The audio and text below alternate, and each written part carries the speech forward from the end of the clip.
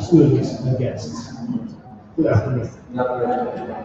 On behalf of the Master of Arts in Learning and Teaching Process in Second Languages, I offer you the warmest welcome to this new session of the ML2 Open Lecture Series, or Cátedra Abierta ML2, as we would call it. Sessions take place in Spanish. The ML2 Open Lecture Series is an initiative for a master's program that intends to provide the language academic community at PB and Medellin with a window to discover who we are and what we do.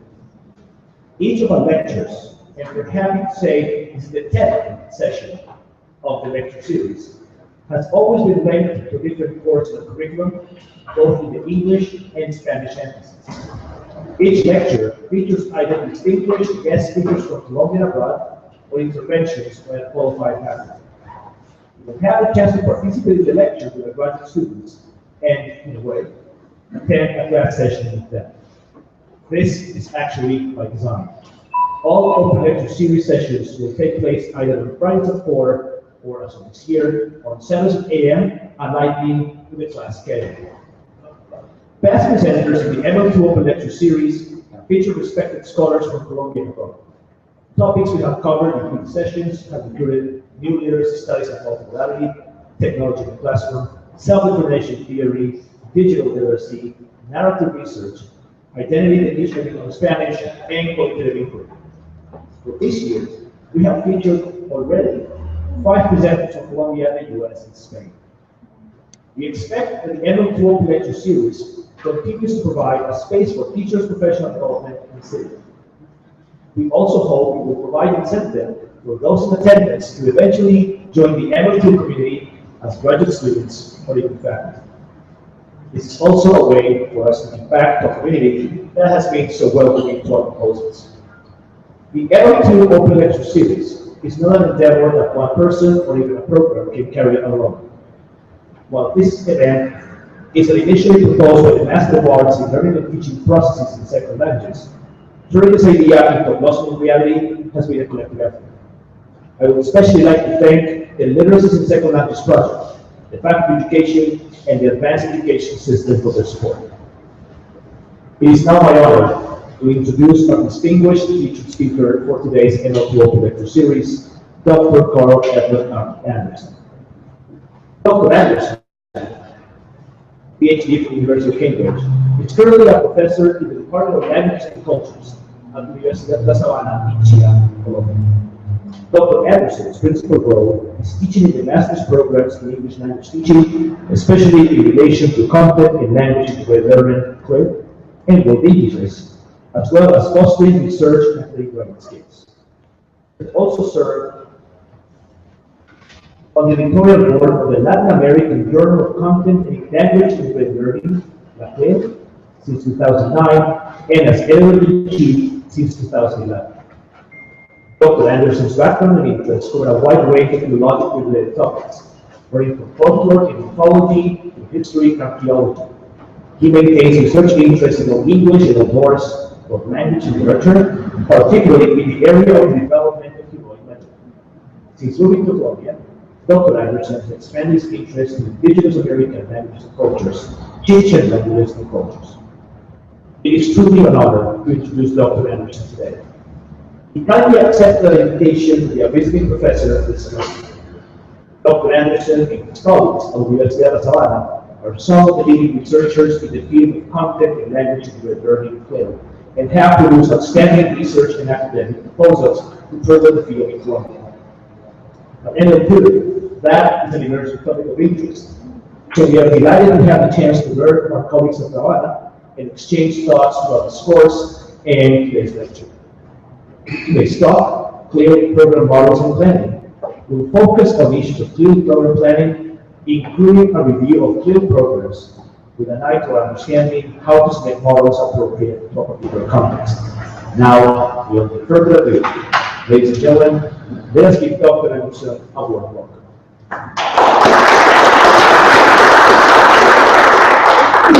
Thank you, Dr. Mora, and all of you for being here.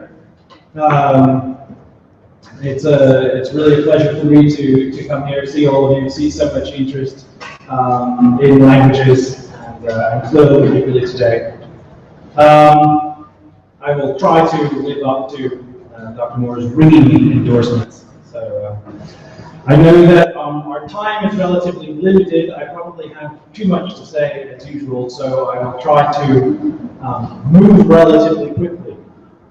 Ostensibly, our main focus today is on CLIL models, models of programs, and CLIL program planning, and that's certainly where we'll probably spend most of our time. I know not all of you are members of the graduate program, which this lecture is part of, and that's really great. I'm glad to see all the rest of you here. The graduate program, the graduate course, which this is part of, has already had a couple of sessions introducing people to CLIL. And so I'm going to take an opportunity just at the beginning of our talk to go over the basics of what we talked about in our previous sessions, so that you also have a clear idea about what CLIL is. Because I think that's one of the great challenges in CLIL, is that it's not really very well understood. It is in some ways deceptively simple, but also in some ways so different from what we are accustomed to as both teachers and what we experience as learners and students, that it can be a little bit difficult to get a grasp on. It's also very similar to other things which may seem like CLIL, but are not always CLIL. It's also similar to some things which are arguably more CLIL-like. We'll take a look at all of that. So, in our course previously, like I say, we talked about what CLIL is and some of the ideas about bilingualism, plurilingualism, how people use languages and learn languages when they have more than one language at their command, or parts of more than one language at their command. So that's what we're going to try to cover quickly in a few minutes here at the beginning. What CLIL is, and some of the previous research and theory that relates to CLIL. In the beginning, CLIL was an acronym coined by David Marsh and Anne Myers and a few others in 1994. Particularly, CLIL is something that comes out of a European context. It is, as I was discussing with one of you moments ago, very similar to things like immersion learning, CBI, that is content-based instruction. Immersion programs are something we associate primarily with Canada.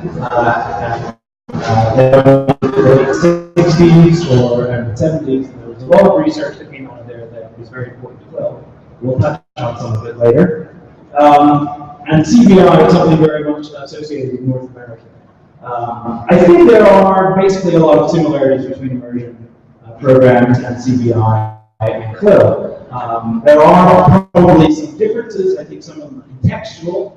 The kind of situation students in Canada where you have students who need to come into a French-speaking community and learn French, or vice versa into an English-speaking community and learn English, or CBI in the United States is heavily associated with language teaching there for immigrants. That's a different context than many European countries have in terms of what they wanted to achieve and how they wanted to achieve it. But I think that many of the practices and approaches were quite similar.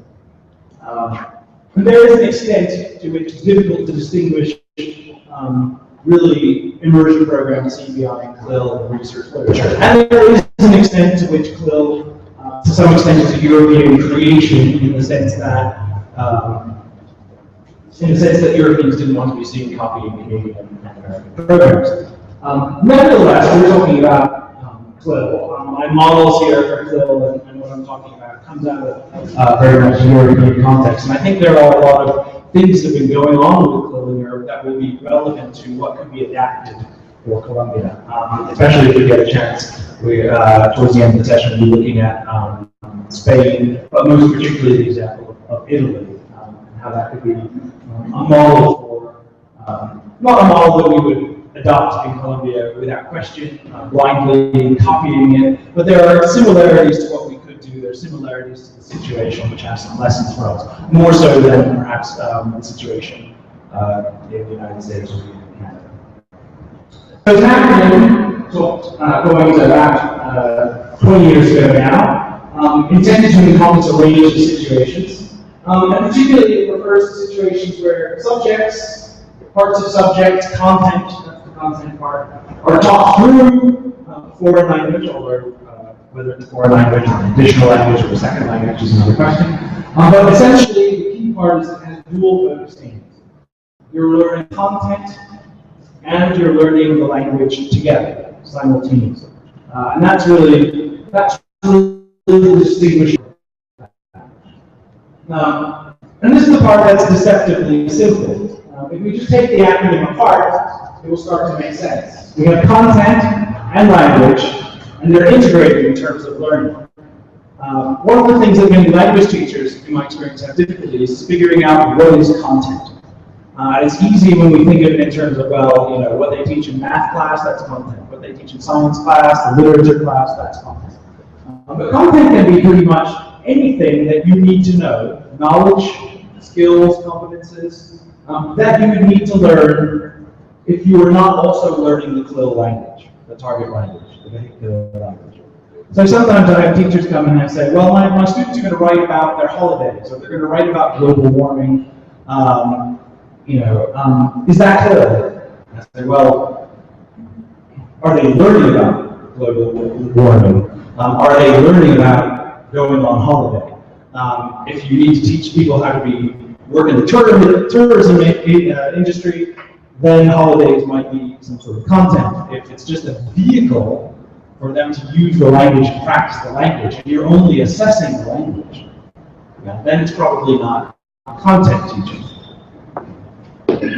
So if you're using the second language to talk about global warming, and you're not just checking to see whether their vocabulary, their pronunciations, their language things. You're also seeing whether they've learned something about global warming, then you're probably doing CLIL. If not, then you're probably not. But many people are struggling to think of what content is. And I would sum it up as that. What you need to learn, stuff you need to be able to do, even if you aren't using a second language. So if you learn about going on holiday, if you need to learn about global warming, if you need to learn about public speaking, if you need to learn about all kinds of things, soft skills could be included besides traditional subjects, then you have content. If you would need to learn this in Spanish for most of your students, then it's content. If you're just you talking about it, then, well, it's content for somebody, but you're not actually teaching it. And what is language? Well, language is often conceived of as, sort of boundaried systems. There is English, there is Spanish. You have to learn the rules to talk in one or the other. In terms of CLIL, we're thinking more of language as a learning tool. Moving towards the idea that language will be a communicative tool, of course, but language as a learning tool, because essentially all of us use language as a learning tool for all of our lives. We begin when we're very small, and it continues up until we keel over one day. And that's how we're looking at it in terms of CLIL, a cognitive tool for constructing knowledge, not just a set of symbols and systems and rules to be learned and reproduced. A tool for metacognitive and linguistic purposes. Also an object of learning, because you do need to learn those other parts of the language, those traditional language teaching parts of the language. But we learn those through using. We'll come back to the way, what we mean by that, sort of incidental learning of the language. And also we're thinking of language, when we get on to thinking about bilingualism, or rather plurilingualism, we're thinking about the advantages that come from using more than one language, and not just the obvious communicative advantages, but other kinds of cognitive advantages that come with bilingualism as well. One thing that we find is people think that CLIL is a buzzword, or just a fancy word for bilingual education, or language for special purposes. It's the same as these things, or if I do this, is it CLIL? And that can be good or bad. Oh, CLIL is it's a cool new buzzword, we're doing CLIL. Or CLIL is just a silly thing, ignore it or go away after a little while, and we can carry on doing what we were doing before. And I think this is one of the great challenges here, especially in Colombia, but really everywhere, is that people don't really have a good sense of what CLIL is. So that's why I want to sort of focus on this aspect right now. I don't know about your experiences, but when I've gone around, I've talked with people, I've visited schools, I've talked with people who've been through bilingual education programs, and this is how it generally seems to work. First, you learn the second language to some acceptable level, and then you learn content taught in that language. Certainly the master's program I teach in, I think the master's program here is essentially that. You have to have a qualifying level of English to be accepted into the program. So first you must have learned the language. Now, thank you very much, come in and you can learn the content. And this is true in many cases in bilingual colegios bilingües, all this kind of thing. Some age learning the second language, and then they say, oh, look, we've got these lovely textbooks from the United States or Europe or wherever it is. Here's your science textbook, and you're going to learn science. Congratulations, off we go. So first you learn general second language to some threshold level. This is the level you need to achieve before you can go on and learn content. And then you receive content instruction in the L2. You might also continue taking English classes or French classes or whatever it is to support that. But when you're in those content classes, when you're being taught science in the second language, the science teacher is not really worried about your language progression, or examining your language progression, or assessing your language progression. Equally, when you were off in your initial language classes, and probably when you continue language classes in the second stage, your language teacher is not worried about whether you're learning any content, or exactly what you can do with the language as long as you fulfill the requirements for the course. So that's how I think bilingual education tends to work most commonly in Colombia, and not just Colombia, in many other places around the world. Then we have language for special purposes. The famous business English, legal English, but it could be any language and for any purpose. English for academic purposes, French for academic purposes, Chinese for engineers, I don't know. And that's the way this usually works is exactly the opposite. You have already learned about some content area in your first language. So the average Colombian businessman who wants to go and learn business English probably already has a degree in business, has already learned business. And now they're going, so, I wish I paid attention in English class. It turns out that I need to learn some business English. And then you receive language instruction about the use of the L2 targeted on that content area. And equally, again, you learn your content area probably in the first language. Obviously, increasing numbers of universities, at least many courses in universities in Colombia for business or medicine or certain things. Law would have courses in English. But you probably learned about most of your specific content area through your first language. And then you go and receive instruction on how to use an additional language to talk about, communicate with, do things relevant to that content area. So once again, you start off here with content learning, language, learning objective evaluation, and here content learning. You get the language learning and content evaluation. So then, there's a sort of summing up bilingual education. First, you learn the second language, then you learn content in the second language, language for specific purposes. First, you learn the content, and then you learn the language appropriate for that content. And that seems all very clear, but sometimes I do see articles published where it says, oh, we're doing CLIL, and when I read the article, it becomes very quickly apparent that no, you're doing language for special purposes. You're not actually interested in people learning the content, you're just teaching the language for that content. Or people say, oh, we're doing CLIL, and it's clear that what we actually have is something much more like this. And there are hazy lines here, especially if you start at a very young age. We'll look at that too, but that's basically how it works. In case it wasn't already clear, what CLIL tries to do, which is different, is if you are doing these two things simultaneously. When you are learning about business, you're also learning the language you need to talk about what you're learning at that time. If you go into a science classroom and have to talk about what photosynthesis is, you're also going to learn the language related to photosynthesis and talk about that. And that's CLIL. That's essentially the difference.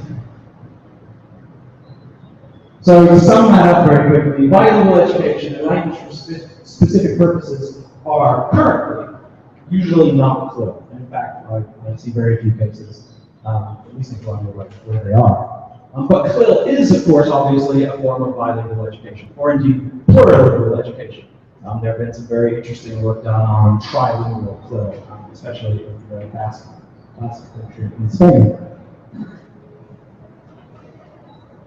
But this now leads us to what the real scary secret about CLIL is. And it's scary for everyone for a variety of reasons. And the scary secret is that CLIL is not really an approach to language learning. Yes, it intends that you learn language, and indeed, the driver for it being promoted in Europe since the 90s has been that European politicians and policymakers and school administrators were worried about the level of language. They found their students were not developing the language levels they needed to do things with the second languages. But CLIL ultimately is not really an approach to language learning, or at least not just an approach to language learning. And I will give away my little secret to what I think it is. CLIL is or should be an approach to all learning, all education, for a world in which we assume that being monolingual is just not good enough. And last year, when Doe Coyle, was one of the big names in CLIL for the last 20 years, came to visit us at Savannah, I was talking with her, and she said, I think hopefully, if we're successful, there will come to the day where we stop talking about CLIL, and we just talk about good education.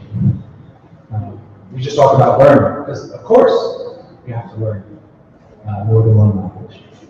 It's very easy for all of us probably here, who are either native language English speakers or native language Spanish speakers, to trick ourselves into thinking that monolingualism is normal. And it almost certainly is not. Even now, many linguists estimate that the majority of people in the world are essentially bilingual or plurilingual to some degree. There are lots of places where this is certainly still true. We'll look at some examples. It's still true in many parts of the United States and North America and Canada, obviously, otherwise they wouldn't have all those CBI and immersion programs there. It's obviously true in Colombia, where there are something like 60 or 80 indigenous languages as well as Spanish. And of course, as I sometimes remind the students, English is a language. It's spoken natively in Colombia. It's just not in Bogota, Medellin. But many people around the world will say, of course, I use more than one language. We don't think of it that way. We're conditioned not to think of it that way. Many of our countries have spent several hundred years trying to make sure that we didn't think of it that way. But now, increasingly, reality breaks in upon us. We are in closer contact with all the rest of the parts of the world. Even if people never leave Colombia, the rest of the world now comes to Colombia. Even if not physically, virtually. So a lot of those people are thinking, oh my gosh, now I suddenly do need that additional language. Being monolingual isn't sufficient.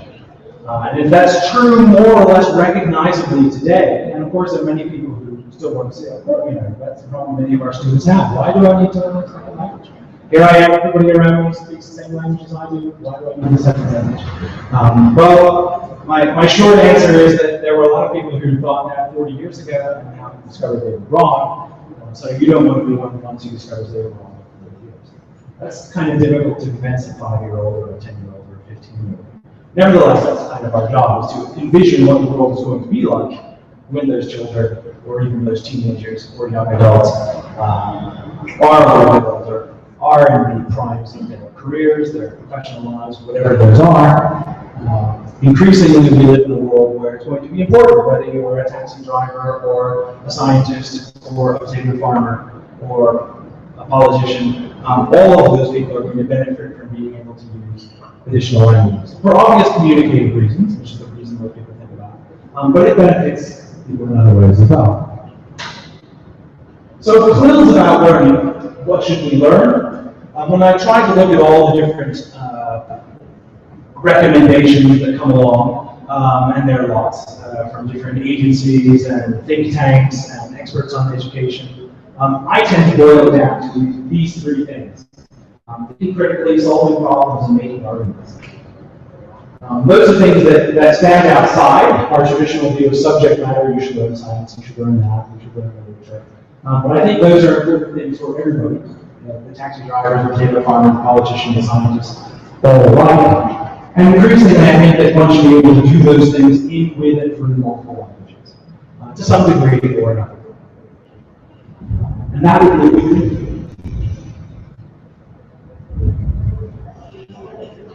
and this is sort of what CLIL is oriented towards. And CLIL tries to tap into some processes which are very familiar to us. We learn our first language in very much the same ways that CLIL tries to get you to learn the additional language. We learn our first language by accessing, analyzing, assimilating, working with, creating content around us. In the home, when we are 1, 2, 3 years old, in the school. A large quantity of our first language we learn at school. Unless your parents are, as the point I always make, unless your parents are bioscience people, you're not going to learn the word photosynthesis at home. Or playing with your friends on the playground. You're going to learn it at school. And that's true for many, many other things. The more complex, abstract kinds of use we learn at school. CLIL tries to do this. Of course, there are differences. When you learn your first language, you're surrounded by lots of other people who also speak that first language. There's a continual environment of support for your language learning, which doesn't exist probably with the additional language. This is an interesting point which we'll see later in Sweden. There's a nice article for those of you in the course written by a Swedish researcher called Why Doesn't CLIL Work in Sweden? Apparently it doesn't. The students all have very high levels of English, partially because they're surrounded by lots and lots of English in their environment in Sweden. There's no dubbing of films and movies and stuff. You want to see Frozen in Sweden, you're a little kid, you got to see it in English. So that encourages you to start learning a lot of English. But they don't have very much success with CLIL.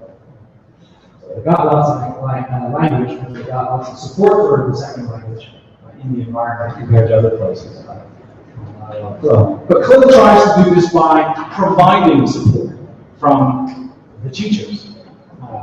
So it's not just enough that we teach science in English. The person who is teaching the science through English, or French, or German, or a lot could be any language, needs to also be supporting the language, needs to also have those competences that a language teacher has. Because the average science teacher doesn't know how to teach language. Doesn't worry about it. The science teacher assumes that there is this big environment of support because they're teaching the first language. You're going to learn Spanish. And if we introduce new vocabulary and concepts in Spanish, you'll pick it up.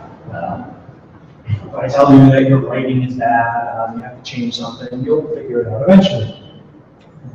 The CLIL teacher doesn't have this luxury. And of course, the problem is, the other problem we have is that we don't have CLIL teachers. We have language teachers. We have content teachers. So one strategy is to try to get them to work together until some glorious future where we can actually train lots of CLIL teachers. But in this sense, CLIL tries to imitate some of the ways that we learn our first language, because we learn by interacting with content, by doing things, by communicating about content, what we're doing with that content. And it tries to support the development of functional plurilingualism, creating conditions that support that functional communicative competence. Functional communicative competence in the vehicular language. And this brings us to the idea of what do we really mean by plurilingualism, bilingualism, etc. A lot of people have the idea that if you're bilingual or plurilingual, that means that you're equally competent in those two languages. You have native-like competence in two languages or more languages. I just want to put those terms out there because I'm using terms in a particular way. We'll see in the literature people use all these words in very different ways. Bilingualism, I try to avoid talking about. That's when an individual can switch between these two languages, and I want to say, well, why not limit ourselves to two? Plurilingualism, we can switch between two or more. Multilingualism is a concept that we often use when we're talking about more than one language existing in a common area. So we would say that the Sierra Nevada is a multilingual area. New York City is a multilingual area.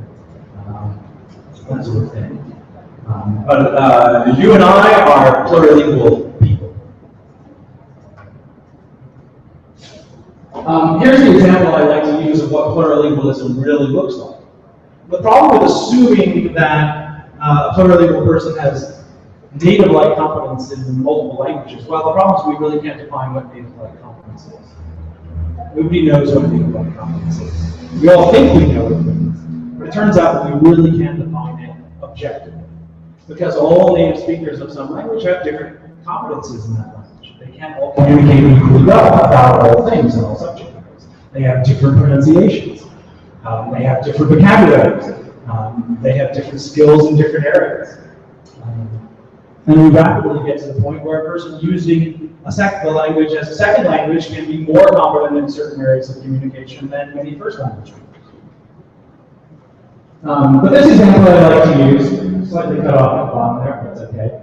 It's a nice example. This is pretty much quoted verbatim from a guy, Pundit, who wrote about it in 1972 in India. I think it's still largely true in India today, although there are some other languages that might have replaced some of these. But he was talking about a Gujarati spice merchant living in Bombay.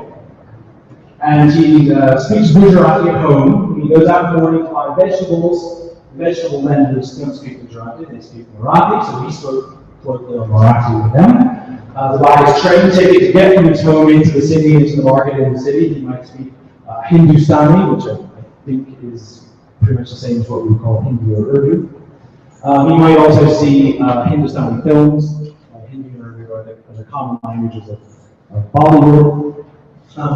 His colleagues in the market, other merchants in the spice trade, are mainly speakers of either Gujarati, his own language, or Kutchi or Konkan. He would also speak those languages with them. And if he was educated in English, which is perhaps slightly more likely nowadays than it was in 1972, he might occasionally read a newspaper in English. He might now also see a lot of television or films in English. So essentially, during the course of this guy's average day, he's using 6 different languages. But if we test his knowledge of implicit, linguistic rules, grammar, phonology, etc., like the way we are accustomed to do with our students, like our standardized tests are accustomed to do with our students, he might not do very well. Nevertheless, in terms of being able to go out and do his job, do what he needs to do, he's obviously extremely competent. Can he talk about everything in the world with those guys in Konkan? Probably not, but he probably also can't do that in his native language. He probably can talk about more things in his native language, but probably not everything.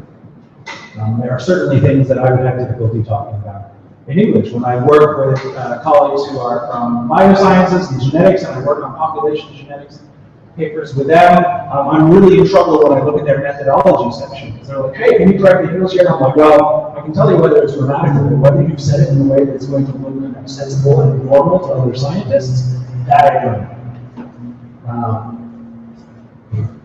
So this guy is what a plurilingual person really looks like. He knows a lot of different languages, but he's not equally competent in all of them. He can do what he needs to do in those different languages. And if he needed to improve his range in one of those languages or another, could he do it? Probably. Did he learn those languages in school? In most cases, probably not. English, probably, if he learned English. But the other ones, probably he learned them as he went along. He was a boy, went with his father, maybe also a spice merchant, to market, started picking up bits as he had to do more things. He communicated in other languages. If other people came in, they might speak in a common lingua franca for a while, and if he learned the other language, he would switch to it. He can move, he can learn to adapt, and we can assume that he probably also has good language learning strategies. And this is the kind of thing that real plurilinguals are good at. This is the kind of thing that our traditional language teaching practices are not necessarily well set up to produce, but this is the kind of thing that CLIL would like to produce. We're not going to promise that we're going to make the student native-like proficiency, but what does that mean anyway? We do try to promise that if we're going to have CLIL math, the student will be able to communicate with other people who are mathematicians in this language, or will be able to communicate about math with other people. At a level of third grade, we expect a 7-year-old to be able to communicate about less complicated things than a 27-year-old, but that's the idea. This brings us to this idea of different kinds of language proficiencies. Probably a little bit small for some people to see, but And this is some of the work that does come out of immersion teaching in Canada. It was Jim Cummins who came up with the idea of distinguishing basic interpersonal communication skills, BICS, topic you may see in the literature sometimes, from cognitive academic language proficiency, CAP. And more recently, it's also come up with the concept of discrete language skills. So these are basic interpersonal communication skills. These are our everyday kind of social interaction communication skills. The kind of language we first learned in our first language when we were toddlers and preschoolers, which is why it takes even older learners about 2 or 3 years to come up with this kind of proficiency in a second language. Then we have the concept of cognitive academic language proficiency. This is the more abstract and contextualized communication of the classroom or the workplace. And I want to emphasize that Cummins' term emphasizes academic language proficiency because we're professors, we're teachers, we have our heads up in school all our lives, we think about academia. But we really need to also think about professional communication in the workplace. But this is the kind of language you need to problem solve, hypothesize, imagine, reason, project situations. When you're doing research on photosynthesis, this is the language you need. And you're not going to learn that in your home or the playground. Discrete language skills are really that rule-governed part. When you learn the grammar, when you learn the phonology, that sort of thing. And they're another kind of skill that tie into both of those.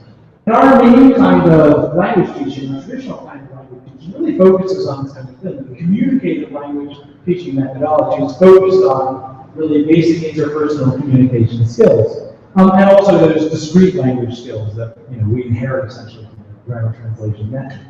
Those are important things, but they tend to focus on that. Part of the reason for that is because the communicative language teaching methodology came out of centers in the United States, but also especially England, where people were trying to get large mixed groups of immigrants able to have daily communicative function in English rapidly. And that is not the situation that we have in Colombia, nor in many schools in other parts of the world, or workplaces in other parts of the world. And this is often something which is left out in our language classes. But this is exactly where CLIL tries to shine. This is the problem that people in Europe were having. Our students are not able to do stuff with the language they're learning in the language classes. They need to go to university, they need to go to work, they need to go communicate with people from other countries where they're both speaking, say, English is a lingua franca. They need to talk about this stuff and they haven't been prepared for it. Well, what if we had to try to learn the language while they're also learning the content? The language for the content.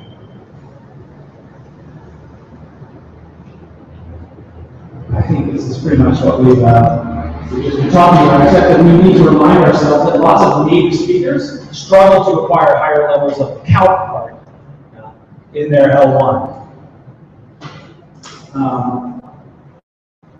Something that we often forget. And that's one of the things I'd like to emphasize, that CLIL is not about content and second language integrated learning. It's about content and language integrated learning. The first language has to be there too. This is a problem that we sometimes see, that people are trying to get students to do more complicated things in the second language than they can do in the first language, which is going to be a problem. I see this with my students all the time. I don't know if you've had the experience. My students come to me and say, well, I was trying to get the students to learn these vocabulary words, and we're going to talk about this thing and do this project, and they didn't know them. And I was like, how can you not know this word? It's basically, it's practically, it's almost direct cognative in Spanish. In English, you change 2 letters and there you are, and then they discover they didn't know Spanish. It's like, oh dear, now I have to adjust my whole curriculum. But this is a thing that happens. Everybody that I deal with in my master's program probably deal with it too. Is they panic about writing their master's thesis in English. Oh my gosh, English is very precise and written like this and blah blah blah blah. No, this is not how. This is how English is written. Very highly controlled and stylized academic and scientific environments. This is a second language for native speakers. If you're an undergraduate or a master's student or even a PhD student in an English-speaking university, or a native English speaker does not mean you are ready to write your thesis either. They have all the same problems that you do, essentially. So this is something to keep in mind as well. And there are lots of people, especially people who are not language professionals like you, still worry about the idea of bilingualism, plurilingualism. I think oh, is that second language going to push out the first language? If my kid learns English, are they going to not learn Spanish? Is there, are those bubbles in your head where there's only room for so much? Will the hard disk get filled up? And there was a lot of older research that supported that idea. Research from the 50s and 60s, and people still sometimes point back to that. It turns out that a lot of that research we think was pretty flawed. It tended to not account for things like socioeconomic status and the situation in which the schooling was occurring.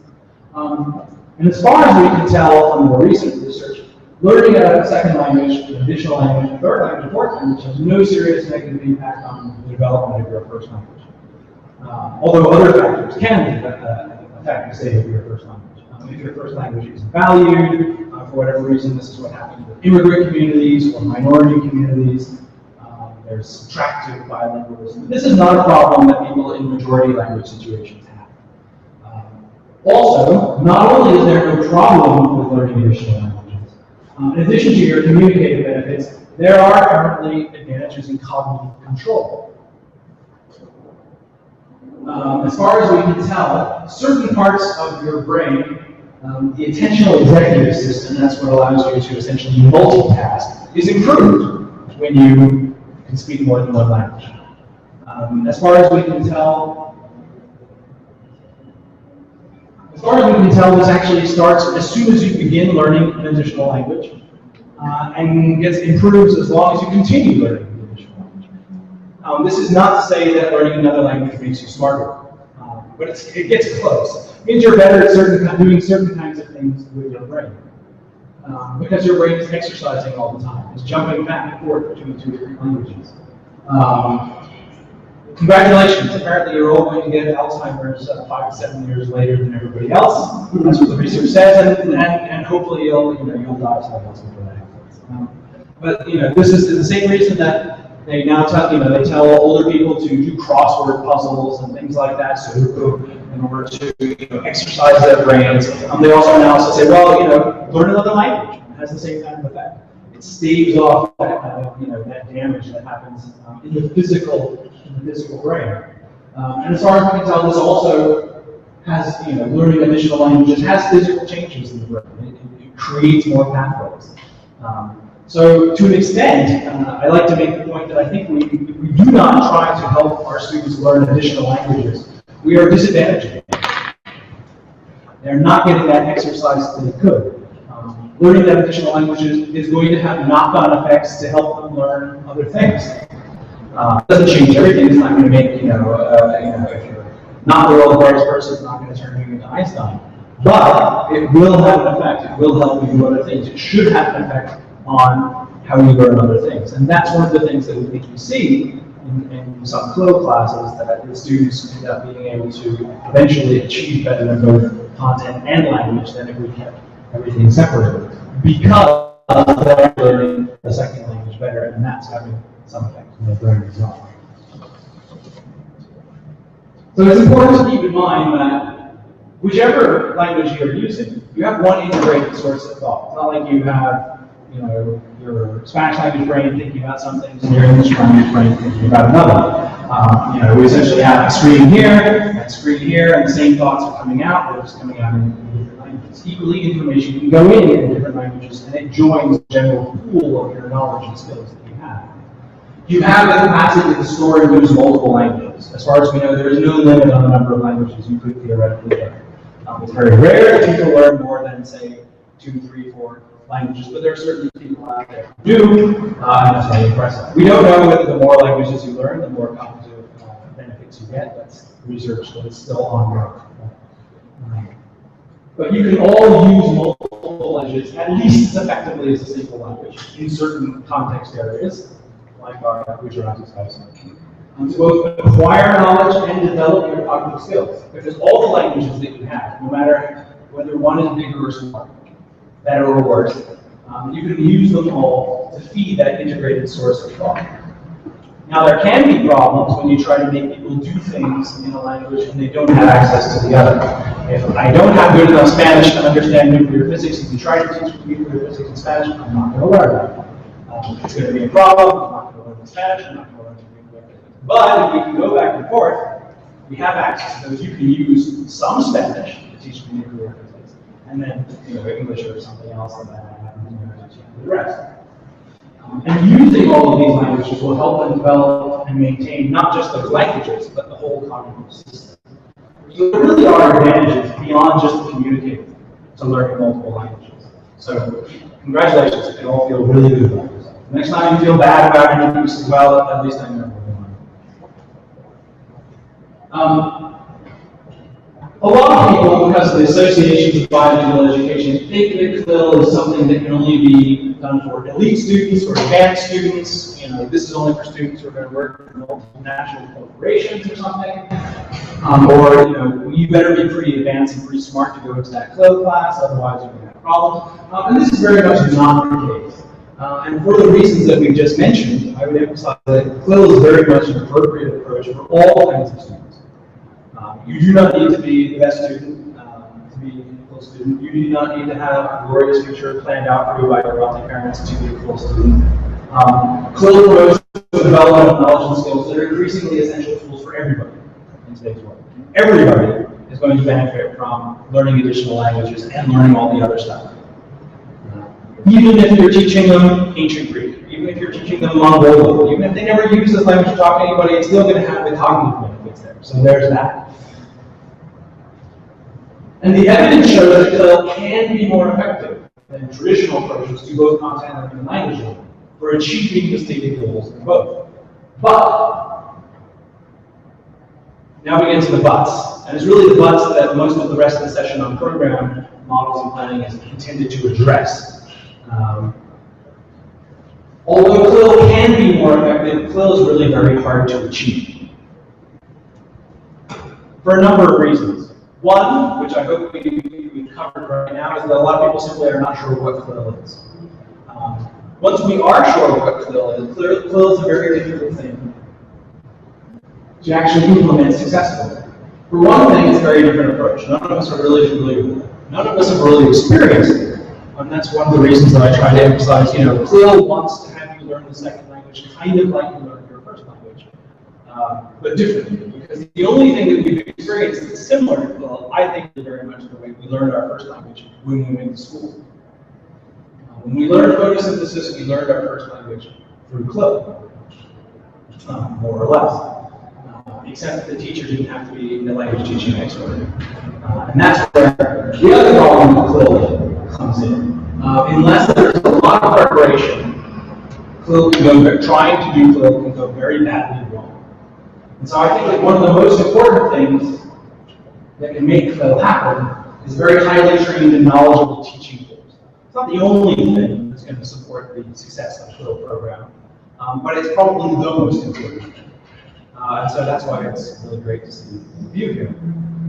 Because you are going to be that highly trained and knowledgeable teaching.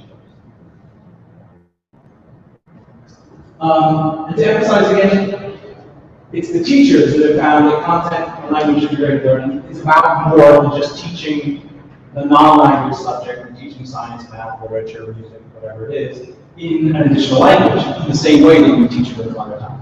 CLIL is not just a matter of changing the language of instruction, which, as we've seen, is the usual model of bilingual education. Great, we've learned the additional language, now you can learn this content in English. CLIL is a bit more than that. So that's when we get on to talking about really CLIL models and CLIL program planning. How would we do this? How have other people tried to do it? What do we need to think about? Now the basic premise I go back to here is that good CLIL teaching is good teaching. Good CLIL learning is good learning. Everything that makes good learning good teaching, all of your good teaching practices remain good teaching practices. CLIL is, at the moment, an approach, much more than a methodology. A methodology is more sort of, this is the way we should do it. Like, communicative language teaching methodology focuses on certain things. These are certain practices we do. CLIL does not really have that kind of methodology out. People talk about trying to develop methodologies for CLIL, but we're certainly not there yet. CLIL is very context dependent. You really need to know what you want to achieve with the group that you want to have, and what you have to achieve it with, what's realistic to achieve.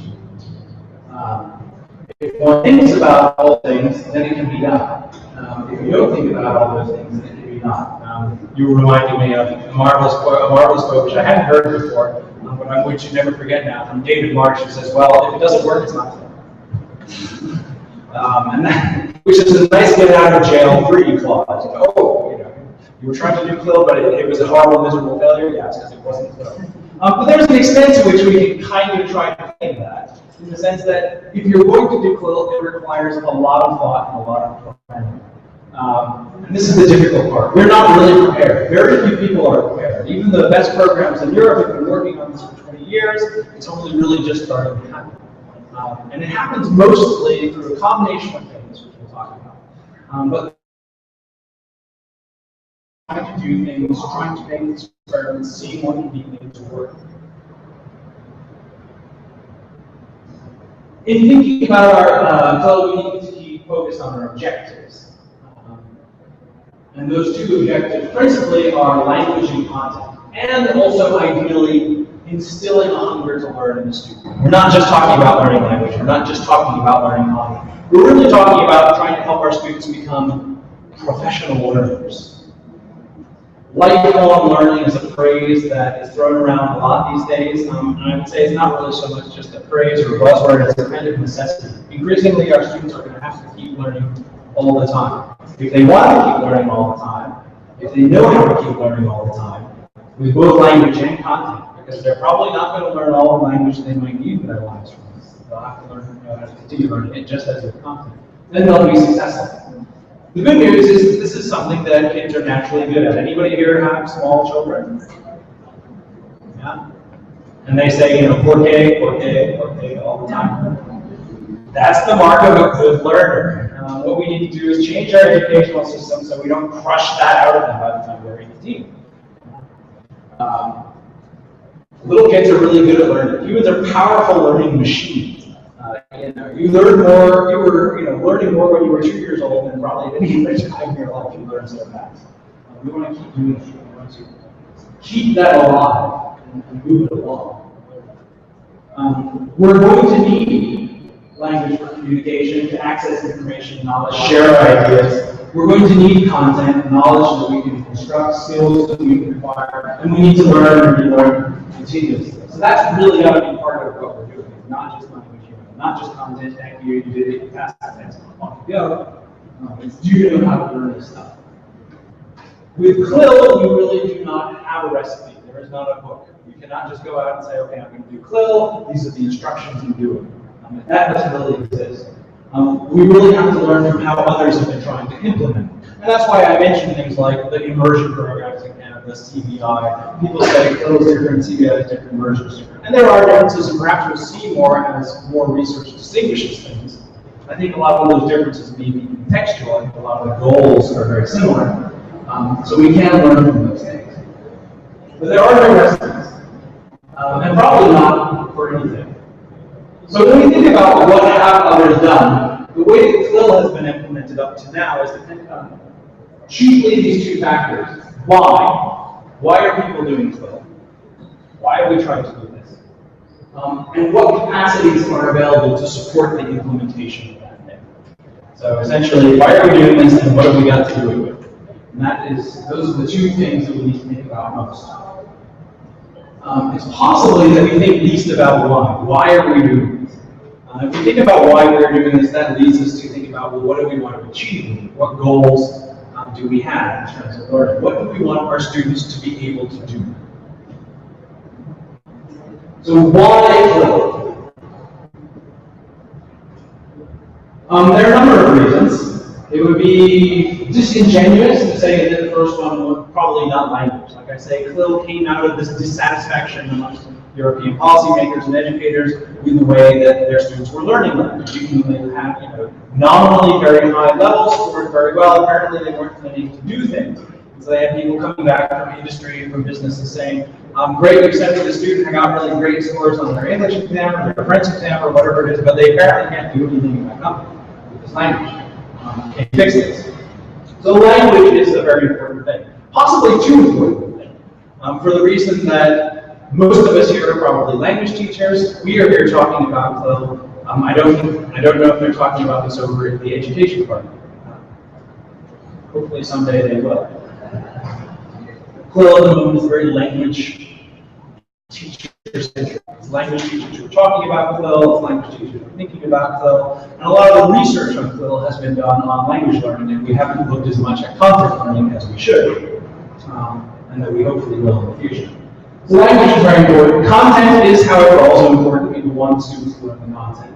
Learning, in the sense of metacognitive learning skills, the ability to learn, learning to learn, is also considered very important. This is a key driver in a lot of education systems, certainly in Europe now. And then things like context and interculturality. What does all this mean? Well, in terms of language, we're interested in improving target language competence, deepening language awareness, developing learner competence, and especially doing these things with the ability to work with content, do things, perform tasks, collaborate with people in the real world. In terms of content, people are interested in multiple perspectives for study, preparing for future studies, skills for future life, accessing content-based information in target language. And this is important if you're a farmer and you're worried about global warming. A lot of that information may be in a language which is not your first language. You need to vote for people in your country who have different policies. You need to be able to understand the basics of what's going on. Accessing content-based information in target language, increasingly important for everyone. In terms of learning, increasing learner motivation, developing learning strategies. In terms of the context, people talk about, well, we want CLIL for preparing for globalization. Preparing is normally a little bit like globalization. It's here, right or not. Accessing international certification. I like certification, mostly because it tends to certify the wrong things. But there it is, and certification has its place. Enhancing school profile, honestly, is a reason that probably many of you are familiar with. Oh, we're going to do CLIL, and we will look cooler than the other schools. These are reasons people do these things. Building intercultural knowledge, developing intercultural communication skills, increasingly is seen as a growth area. Even if my students speak the second language, and they then actually, communicate with anybody usefully, do they have the knowledge that allows them, the pragmatic knowledge that allows them to work with the second language? I also want to briefly mention the concepts of hard and soft CLIL. Most of what I talk about here today in this course, and indeed all the rest of the courses in the graduate program, is focused on the idea of hard CLIL. Hard CLIL is where we're focused on the content objectives. Language is principally a vehicle for progress in learning content. Language awareness in terms of functional language of discourse is our primary linguistic focus. That's something that doesn't happen very often. That's kind of our idealized CLIL. What happens more frequently, and real hard, serious CLIL people look down on soft CLIL, but realistically, it can be a pathway to the harder CLIL. Predominantly linguistic objectives. Content provides a framework for a syllabus that is dominated by language objectives. It's ELT CLIL. This is the kind of thing that we can usually actually do in our classrooms, because most of us are language teachers. Our job says go teach the language. Here is your curriculum. This is what the students must achieve. It's difficult to suddenly turn all that into a CLIL classroom. So there's a lot of experimentation I think that can be done with soft CLIL, where there's more of a focus on language and a little bit less on content, but not forgetting that content angle. And we can use those experiments. We can try initiatives, see how things work, and build towards, try to convince people to let us get harder and harder. So I just wanted to bring up those things and emphasize that we're looking towards this, but quite often we have this. That doesn't mean that this is bad, it just doesn't mean that this is where we want to stop. We want to toughen up a little bit. Because if we're really going to have that integration, that I in CLIL, if we want to use the language as a communicator tool, we can't just enslave the content of the language. Okay, now we're talking about global warming, we're talking about football, it's CLIL. We have a topic, it's a subject, it's content. No, we really need to be able to use the language in sync with the content. The students are using the language to access content, work with the content, analyze it, assimilate it, create it, do things with the language, do real things with the content. That is, after all, like I emphasized, how we learned our first language. And that's also what makes CLIL very different. And what keeps most of us from being prepared to teach CLIL, or or a lot of people from being prepared to let us teach.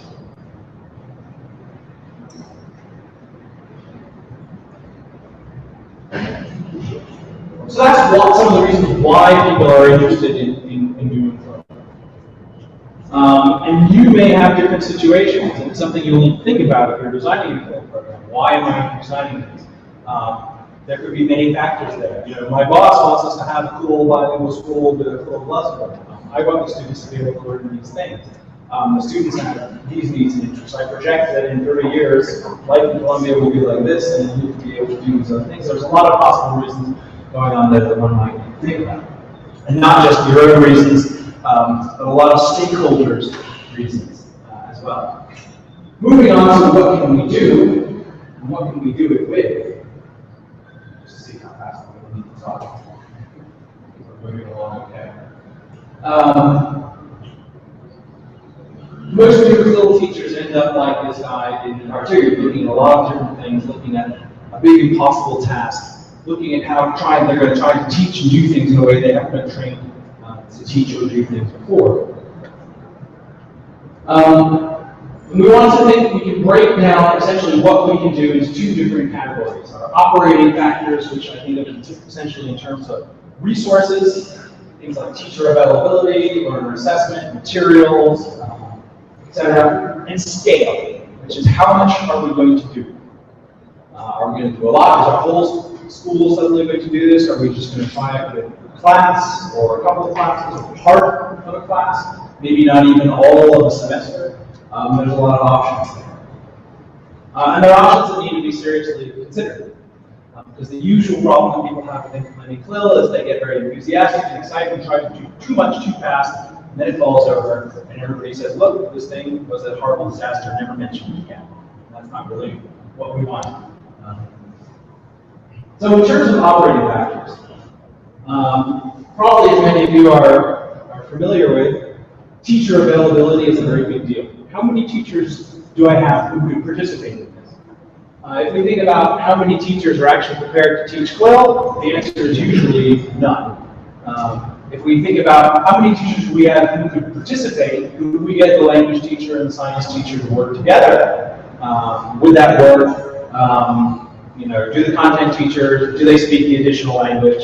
Does the language teacher know anything about the content or not? What do we got? What do we have in terms of teacher availability? And it's not just a question of, does the teacher know the language or does the teacher know the content? Can we get these people in the same room together? What are their schedules like? You know, where are they? How much time is there for them to work together? Time is something that is very, very, very critical in developing What about the teachers and the students' vehicular fluency in the language? You don't have to have any ability in additional language when you start learning by CLIL. We can start with, 1, 2, 3, 1, 2, 3, 1 of those tres, and take a math class from there.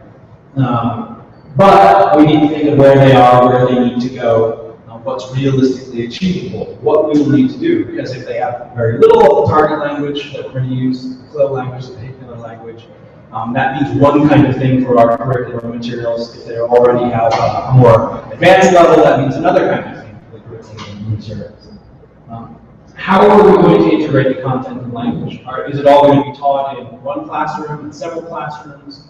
There are many things we could do. We could have the science teacher and the English teacher together in the same classroom. We could have the English teacher and the English classroom teaching English, but with content that was aligned to what the science teacher was doing in the science classroom. So that would be like CLIL, even though the two people are in different places at different times, the students are receiving integrated kind of instruction through these two classes.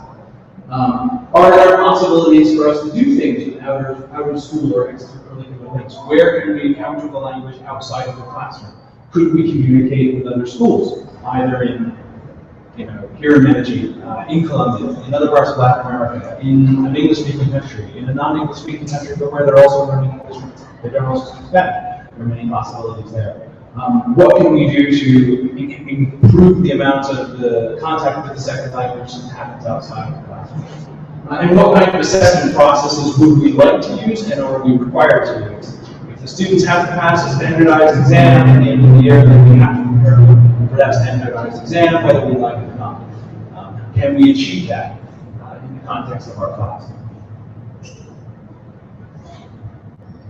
When we come to our operating challenges, we can also break these down into resources, language, methodology, students, teachers, stakeholders.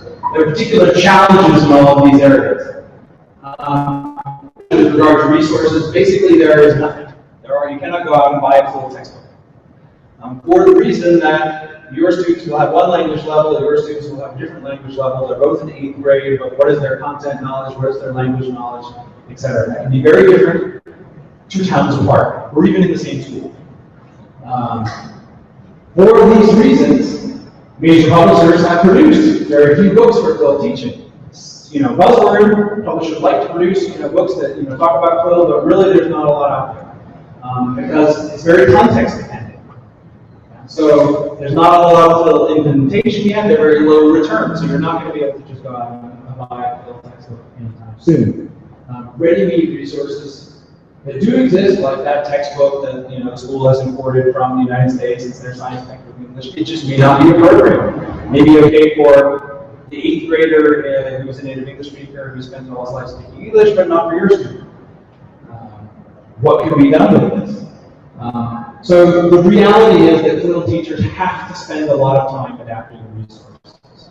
A lot of time adapting resources or creating resources. You may have to take that textbook and tear it apart and put it back together in some different way. You may have to go out and find things on the internet that you can replace segments with. Now, hopefully, as time goes on, what we would like to see, and this is something that we've talked about occasionally at my university, is trying to start creating a bank of resources. This is something that has sometimes been done in other countries with a certain amount of success. But basically, if we get enough people starting to create resources and sharing them, then there's more people to adapt and take part easily. We've talked sometimes to the publishers about trying to create textbooks that are appropriate or doing Quill-like instruction in Columbia. There's not a lot of interest for the reasons I mentioned. It's hard; they're hard to create. Nobody's doing it, so we're not going to make any money, etc. One of the things we talked about in the university is trying to create things that would be essentially open access. For university, we don't really have to make money. we know exactly how to make money. So we can create these materials and give them away, and you can take it and you can adapt them and you can re-upload them. Eventually, we create great things. So that's an idea, but it hasn't happened yet. So at the moment, if you're going to go out and teach a Quill literature class, you spend a lot of time adapting. A Quill history class, you spend a lot of time creating it. So that takes time, and that takes teacher resource.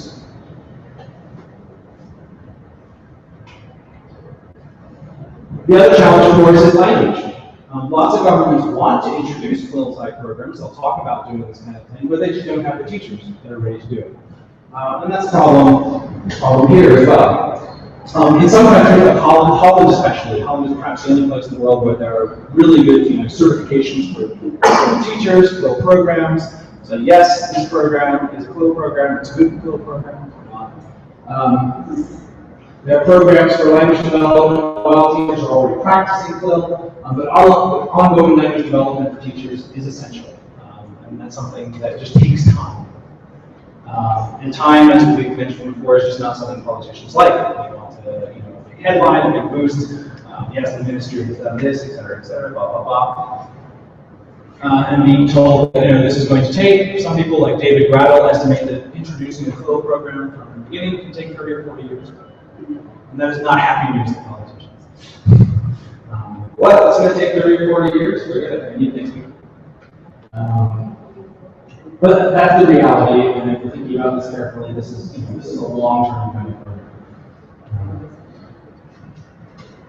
Methodology is also a challenge. It's an approach, it's a way of doing things, it's a way of thinking about how to achieve goals. It's not how to achieve those goals.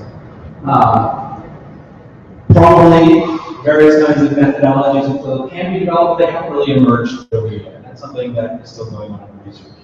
And this causes problems for many classroom teachers who are accustomed to doing things a particular way. This is the book, I followed the book, this is the way I've always done it. I spent 30 years doing this thing.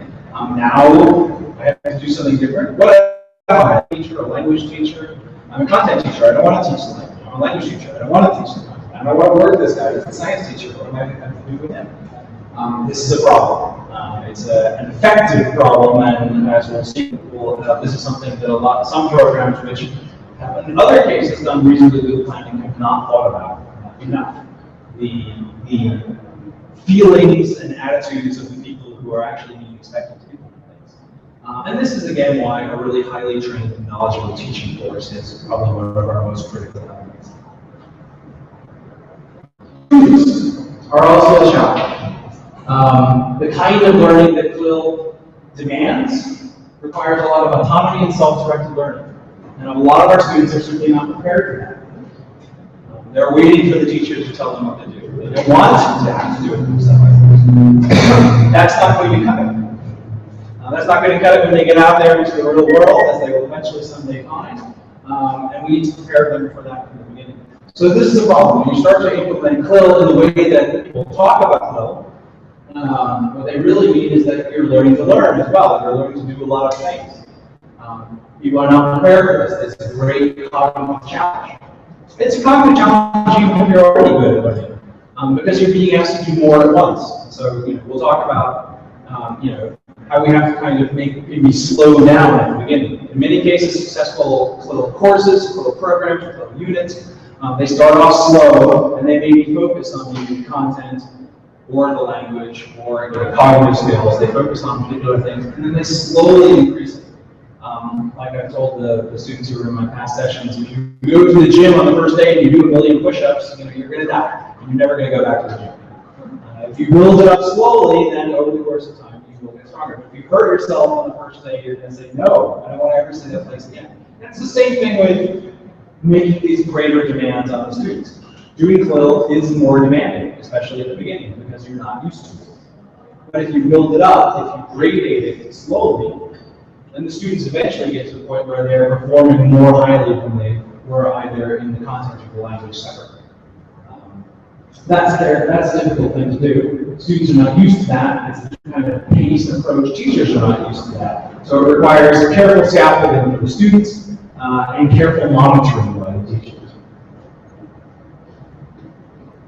Our stakeholders out there, by which we mean everybody else who's basically not a teacher or a student, are also a big problem. Because this is an unfamiliar idea to many people. Parents are going to be like, what the heck are you doing? If you're doing this, how is my student, how is my son going to pass the standardized exam, which is in the first language, when you're teaching him in the second language, blah, blah, blah. Administrators are going to be unhappy with this, especially when you talk about the amount of time and resources that you need to create. CLIL, that's great, let's go buy some new books. Oh, it doesn't work.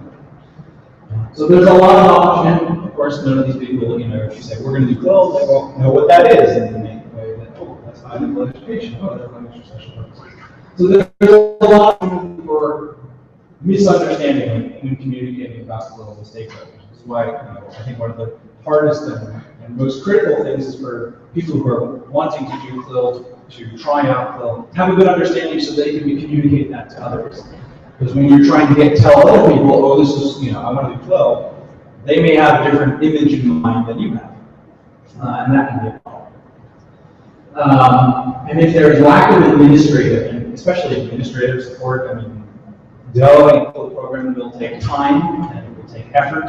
It'll take a lot of teacher time that administrators expect to see in other places. So without administrative support for all those things that are needed, it's going to be a problem. And also parental support. So these are things to consider. And we mentioned teachers before. We need, like any kind of successful educational approach. CLIL depends on teachers who are highly trained and knowledgeable, even to do their own research. There's a very important role between research feeding back into policy and practice. There's some nice articles that have looked at the way CLIL is implemented in different countries, and there's a different relationship between success and the ability to do research. To do their own research and also keep up on developments elsewhere. This again requires that investment in teacher training, which happily you all are learning from that. And willingness, importantly, to devolve power to teachers that relatively few governments have made so far. Everybody raves about Finnish education.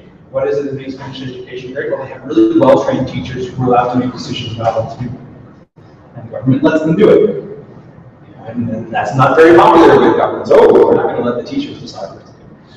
Because they're all idiots. Obviously, I administer a genius person. So that requires a kind of cultural shift as well. But it's a cultural shift that comes about from having highly educated and well-trained teachers. If well-trained teachers are out there saying, hey, I know what I did, I took a master's course, I've done research, this is what I found out, look how it compares with what other people in the world do, I really know what I'm talking about, and other people can see that I know what I'm talking about, then we have that teacher piece of the puzzle in place. So those are our kind of operating factors to think about. They're going to be different in different contexts, so we can't say, well, if you have this situation, this is your context, you should do this, because your context is going to be very variable. There's a lot of factors there that come together. Those are things that need to be considered, and considered more carefully than we are used to considering them, because we are used to a particular approach to education. I'm a language teacher, this is what I have to do, I'm going to teach it now. I'm the content teacher, this is what I have to teach it now. There's a lot more that comes together there, and we're not prepared for it, so we need to think about it very carefully. In terms of scale, well, it kind of basically breaks down into, are you doing a lot of instruction in the second language, additional language, or are you doing just some? And those are different things that require different amounts of resources, and there's a lot of levels here. In terms of partial, we can just break down partial into all kinds of things. It could be we're just doing some in this class. We're not even doing it in all the class. We're going to do it in 5 of the 10 lessons that we have, or we're going to do it in these 2 classes. Or okay, the science classes are going to be like this. Or some of the science classes are going to be like this. Science and math, those kinds of things. It's broken down to extensive and partial. When we talk about extensive, it's more than half the curriculum. We use the target language almost exclusively in the classroom. We're introducing, summarizing, revising topics. We do have limited use of the L1 to explain specific language aspects of the second language vocabulary. The L1 is there. We're using a lot of the L2. This is obviously appropriate for a place where the students have already reached some higher level. But we would also still have the L1 there. We don't ever want to literally leave the L1 out of the classroom. Because it would make no sense to have Colombian doctors who could talk about medicine in English but not in Spanish. That would be silly. We want to have it talk about them in both. That's the whole point. So there's always aspects of the L1 there. And it should always be there. We do not have the thing in CLIL where it's very popular in the communicative language teaching method, English only, French only, Mongolian only, whatever it is. That very much comes out of that context where you are in a language institute in London with immigrants from 20 different countries, and there's no point in everybody using the L1 because all their L1s are different. We don't have that situation in most of our Colombian classrooms. Everybody is pretty much an L1 Spanish speaker, so well, let's use it, let's develop it, let's turn it along. If they already are very strong in the L1, then we can focus more on the L2. But in any case, we've got a balance focus on content language cognition. We can sometimes have team teaching, language teachers and content teachers working together. Parallel language content courses, like I was mentioning, where you have the English classroom separate from the science classroom, but the content they're talking about in the English classroom aligned to the content in the science classroom. And it requires carefully and purposely designed curriculum. Those 2 things don't change, really. When we go over partial instruction either, we still need a clear focus on content language cognition. Could be less than 5% of the curriculum taught at CLIL. It could be a small amount. Small is good. Small can be something. Small can grow into something bigger. It's better to have something small and successful than large and disastrous, which is what can be found sometimes. Sometimes these can be project-based approaches. So the science class is all in Spanish, but we're going to do this particular project. We're going to build a model of a volcano, and we're going to use English in this particular project. A certain amount of English, maybe, depending on what the student's level is. We can have a lot of bilingual instruction with frequent code switching. And in fact, CLIL likes to use a particular sort of very systematic kind of code switching called translanguaging. I don't know if that ideas familiar, but that's where you're working with a similar content across languages. So you read something in Spanish and then you write about it in English. You watch the video in English and then you give me a summary of the video in Spanish. You move back and forth between the languages on similar kinds of content. Because that's what real plurilingual people do. That's what we want our students to be able to do. If you're out there in the real world and you need to talk about something, you need to move from language to language. When you're talking about the topic, let's do it in school. Let's just not have us, do the real bilinguals also code switch for reasons. But not, in my house, we can change from one language to another in the middle of work. But let's try to regulate it a bit. Let's take advantage of the fact that people have interlanguage, people do use code switching, and move across back and forth between the languages. Build up both languages together. Systematic use. We also need to kind of think about what goes on with our different age groups. I'm guessing that probably many of you teach secondary school. Secondary school? Anybody teach primary school? Okay, some also. University? Okay. Anybody teach adult learners or vocational situations? Okay. All right, we've got the whole spectrum. Right. Preschool? But that's the thing that happens. So we're going to look at these different groups. From preschool on up to adult and vocational education. I'm glad to see some of you do that because I think it's a very neglected area in language teaching in Columbia and everywhere really, and it's something that's a little helpful. When we're looking at preschool curricular models, honestly there's a lot here that's very similar to other kinds of preschool. Language teaching, games, playbacks, activities. It's often emphasized that teachers should have a high degree of fluency in the target language, the vehicular language that we're calling CLIL, the vehicle for our content. Because at that age, the teacher is a very important role model as a speaker. But there's an argument really that when we're talking about very young learners, like preschool learners, or even early primary school, learning the additional language at that stage is in many ways very similar to learning the first language. You're learning it in very much the same ways. You're not learning to write a thesis about nuclear physics. You're learning about colors and animals and singing songs and playing games and trying not to hit punch each other on the head and things like this. Very, very similar. So there's an argument there that if you're doing bilingual education of any kind, that that age group level, it's basically there's a blurry, very, very blurry line between CLIL and anything else. And it's been found that young bilingual learners can be as prepared, or almost as prepared, for more advanced academic work in the second language as they are in the L1, because you're really close to zero on both. You started learning your first language probably in the room, but if you started learning the second language not very long thereafter, then you haven't got a lot of catching up to do. There is some research, if you're looking for disadvantages of bilingualism, it has been found that small children who are bilingual or multilingual, plurilingual, I should say, do have slightly smaller receptive vocabularies because they've learned all the words in both languages, and so they probably haven't learned as many as somebody who's just learning about one language. But over time, they tend to catch up, and the cognitive advantages of being multilingual tend to give them an advantage. So if you look at a 4-year-old, they may have a slightly smaller receptive vocabulary in both languages than one. But that's about it. And the way that you learn academic discourse in your L1 is remarkably CLIL-like anyway. So if you're doing CLIL for very young learners, you're just moving on. You're basically you're in a situation where you can essentially create. Moving on to primary school models, and a lot of places in the world, second languages are increasingly being bumped down into primary school. I don't know about you, nobody tried to start teaching me second languages until I was a teenager. Spanish wasn't one of them, I should have studied Spanish.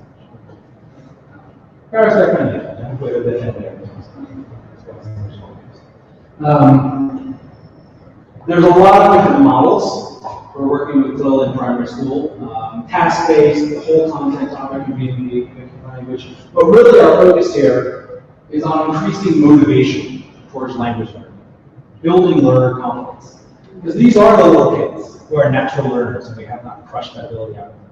And if we can keep that and build that, if you spend, if you're an adult learner, you're very nervous, once you get to the teenage years, your identity is very tied up in language and so forth, and it's very hard sometimes to sort of psychologically adjust to the idea of doing things in the language. You're afraid of making mistakes and stuff like that. Little kids are not. Little kids will make mistakes in their first language, the second language is all good, we'll fix it, we'll sort it out later, let's keep going. They have motivation, they have confidence, they can do it. If they can't do it now, they'll do it later. We want to sort of keep that motivation and confidence towards the additional language. And that allows us to introduce additional language in a more naturalistic kind of way, that way that we talk about by working with the content, through the content, not now we're going to learn the second conditional using the past tense and the irregular verbs, that kind of thing. But if we can get that motivation there, if we can get primary school students to think, hey, I can do this is my language. This is not some weird foreign language, it's alien to me, it doesn't really belong to me, it's just been imposed on me by evil teachers.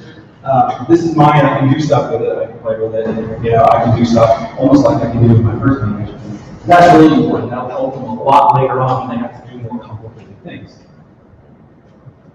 When it is time to start doing more complicated things, when we get to the secondary level, where probably most CLIL has been done, for the reason that it's easier to do things when people have already learned some of the target language. You don't have to, like the way it has historically worked out. Learners here already have some more advanced learning and cognitive skills. They can learn things more, they can do more things. We can take advantage of that. We can still introduce second languages through CLIL at the stage. Obviously, to some extent, the younger the better, lower secondary may be more appropriate. When you look at a lot of CLIL books, they make this point that, these teenagers, they're motivated to use ICTs, technology and stuff like that. I think that's increasingly going to become true just for all learners everywhere. My daughter was able to use stuff on the iPad before she could talk in any language. So I think that's going to be a characteristic of secondary school learners that we can just expect to see throughout the age group. There's a lot of focus on preparation for a localized workplace, lots of high demands on cognition. Obviously, CLIL in Europe, they're interested in preparing people to move from country to country, but I would emphasize that increasingly in Columbia, you don't have to leave your town or city to be in contact with other languages which now come to you through mass communications, entertainment, internet, etc. Your job may increasingly bring you into contact. And I don't know whether this is actually done very much in Columbia, but it is certainly done in Europe. There's a lot of emphasis on vocational training in Europe, especially in places like Germany. There's secondary schools that are more focused on vocational training, and others that are more focused on academics and things like that. And for those students who didn't learn the language in their regular language classes, the second language the first time around, CLIL can provide a second chance, and that's something that's also, I think, true with adult learners and adult vocational learners. When we get to university, certainly in Europe, English is very common in higher education, and it's becoming increasingly common in Columbia. But that does not mean that CLIL is always used in university contexts. For a number of different reasons. In many cases, it's simply just not done. People just come in and teach the content in English. And that's certainly the way it is increasingly true in Columbia. But that doesn't mean you cannot do CLIL. In fact, it may be appropriate. There's different kinds of university situations that are very different for students.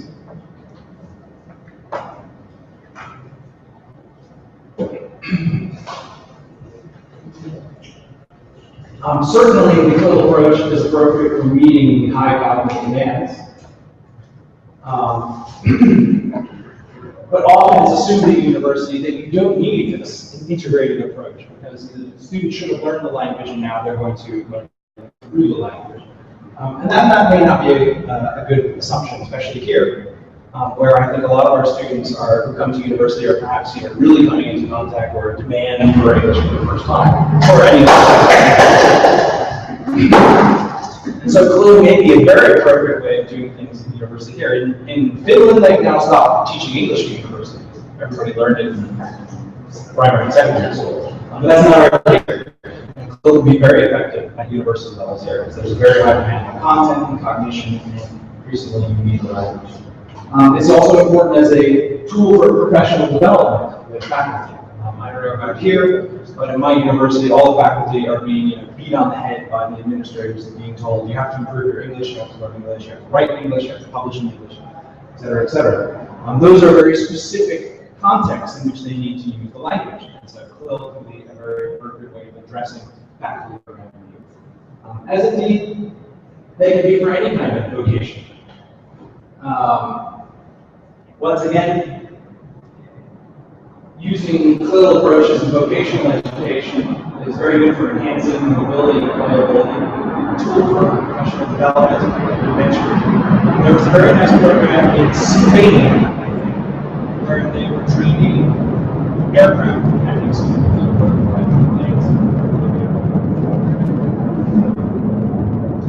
how to fix the airplanes and stuff, and also learn the second language because it's a very international aspect of the industry. You're going to be working with people coming from different places. You need to be able to know the language. What language do you need? You need to be able to talk about fixing airplanes and airlines and things like that. You don't necessarily need to be talking about other kinds of things. So let's focus on that. You're going to learn to fix the plane and talk about fixing the plane in the second language.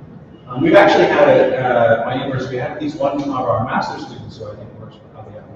I don't know if they were doing that, but it was essentially for this kind of thing. They were interested in working on a CLIL project. We have people in the company who need to learn a second language. They need to learn to use it to work in the airline industry. We don't need them to do this thing or that thing or the other thing. We need them to do this thing. So we're going to train them how to be airline workers. We're going to train them in the language they need, the second language to be airline workers. It's going to be very effective.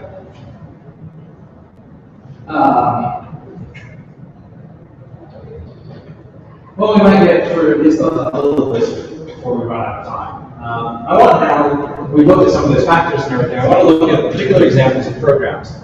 Probably going to be a little bit small for some of you. See, for those of you who are in the class, you can get the PDF slides from Dropbox. For the rest of you, I'll just tell you quickly. Well, mention some of these four examples of both success and not success. And some of the reasons why or why not they were successful. And then I want to take, if we can, a quick look at Italy.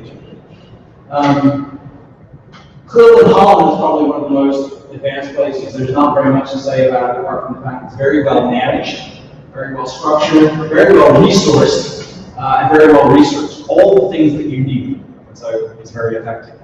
Like I said, Holland is one of the few places where they actually certify people as CLIL teachers, and they certify programs as CLIL programs. It doesn't happen very much anywhere else. CLIL in Spain, there's been a lot done in Spain. Spain is actually also another good model to look at in thinking about what we could do in Colombia. Has certain characteristics that are different, but also some that are similar. Critically in Spain, they offer the possibility of learning content that you described to the masses, not just elite schools, not just private schools, et cetera, et cetera. It's something that's done through public education. Very regional is Spain, much like Colombia, and they have different regions that develop their own projects, and they communicate with each other and they talk with each other. So it's run at a small regional level, but there's communication between them.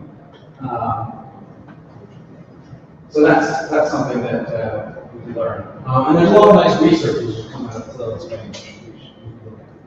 CLIL in Sweden, I mentioned before, has not done so well. They do have high levels of English proficiency, so hurrah, but it's not because of their CLIL programs. They seemed actually to be disadvantaged in content. Something was going wrong there. And the classroom interaction was more limited. So they're still trying to figure out what's going on there. It is worth mentioning that Sweden has had a lot of problems because they have this concept of free schools. All schools are technically public, they're financed by taxes by the government, but some of them are sort of, you don't have to go to the municipal school, you go to the free school, and that's actually apparently been a big problem. It hasn't worked well. It's created a lot of inequality in the system, something something which probably too familiar in Columbia, and it's caused their quality of their education to tumble loosely in the past 10 or 15 years.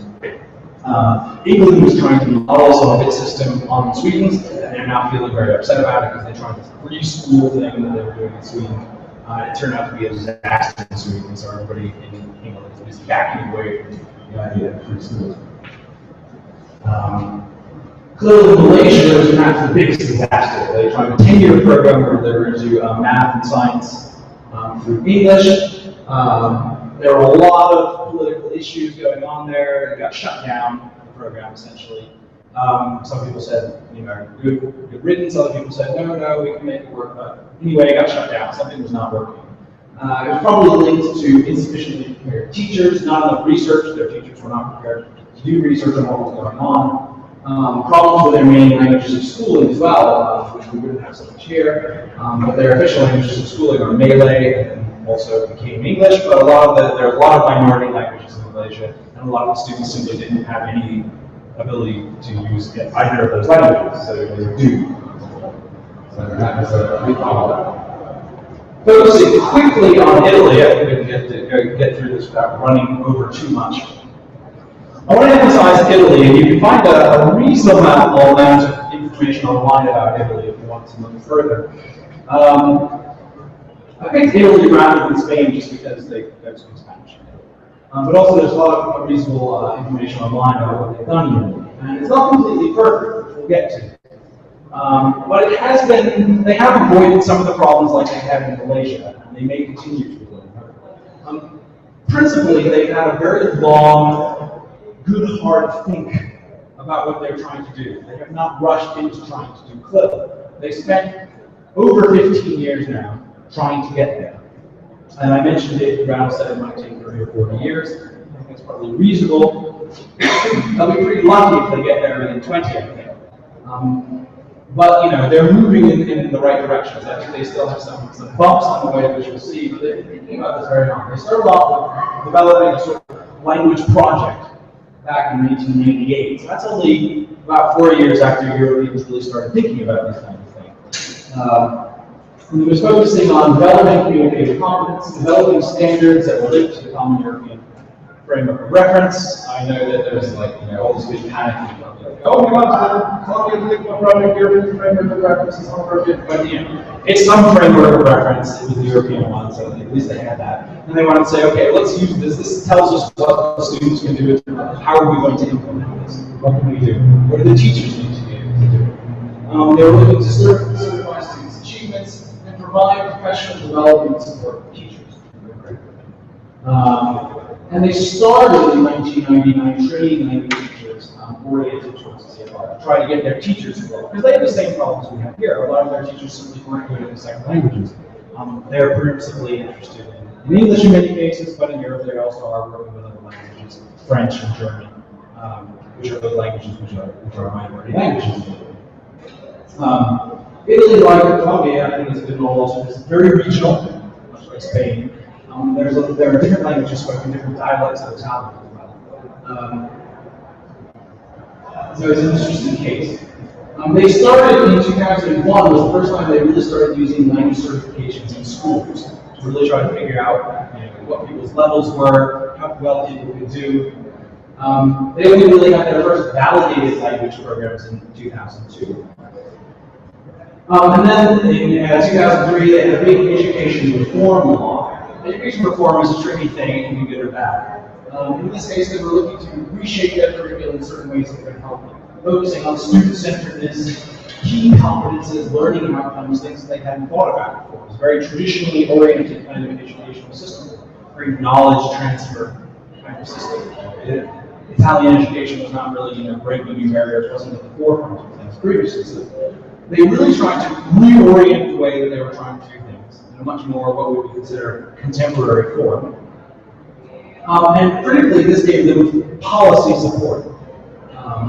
Essentially, they were moving towards a stage where CLIL as a goal was being built into legislation. And this is important, not because governments are good at doing things, because they're not. Governments are good at telling you you are allowed to do things. That's That's where your policy and legislation comes in. It says, this is what we're going to do. You're allowed to do it, and there is money in to do it. And this is critical. Then it comes back to all those well-trained teachers being able to do it. And they do start moving in this direction. So they spent 2003 and 2010 really working on implementation documents and actions taken as a result of this. Now, their objectives were competence-based approaches. Competence is to say how well you can describe skills. This is something they hadn't thought about before in terms of content learning. What should you be able to do in terms of science? What should a 10th grader be able to do in terms of science? What should a 7th grader be able to do in terms of history? And they had to basically sit down with all the teachers and say, well, we need you to find these things. What should your students be able to do? They wanted to use innovative technologies such as a focus on teacher training, which thankfully they recognize was going to be important. Certifications of trainers, that is, people training the teachers. Certifications of teachers to see whether they're really trained in. And certifications of programs. Okay, now we've set up this new program. Is it a good program? Is it going to achieve what it needs to achieve?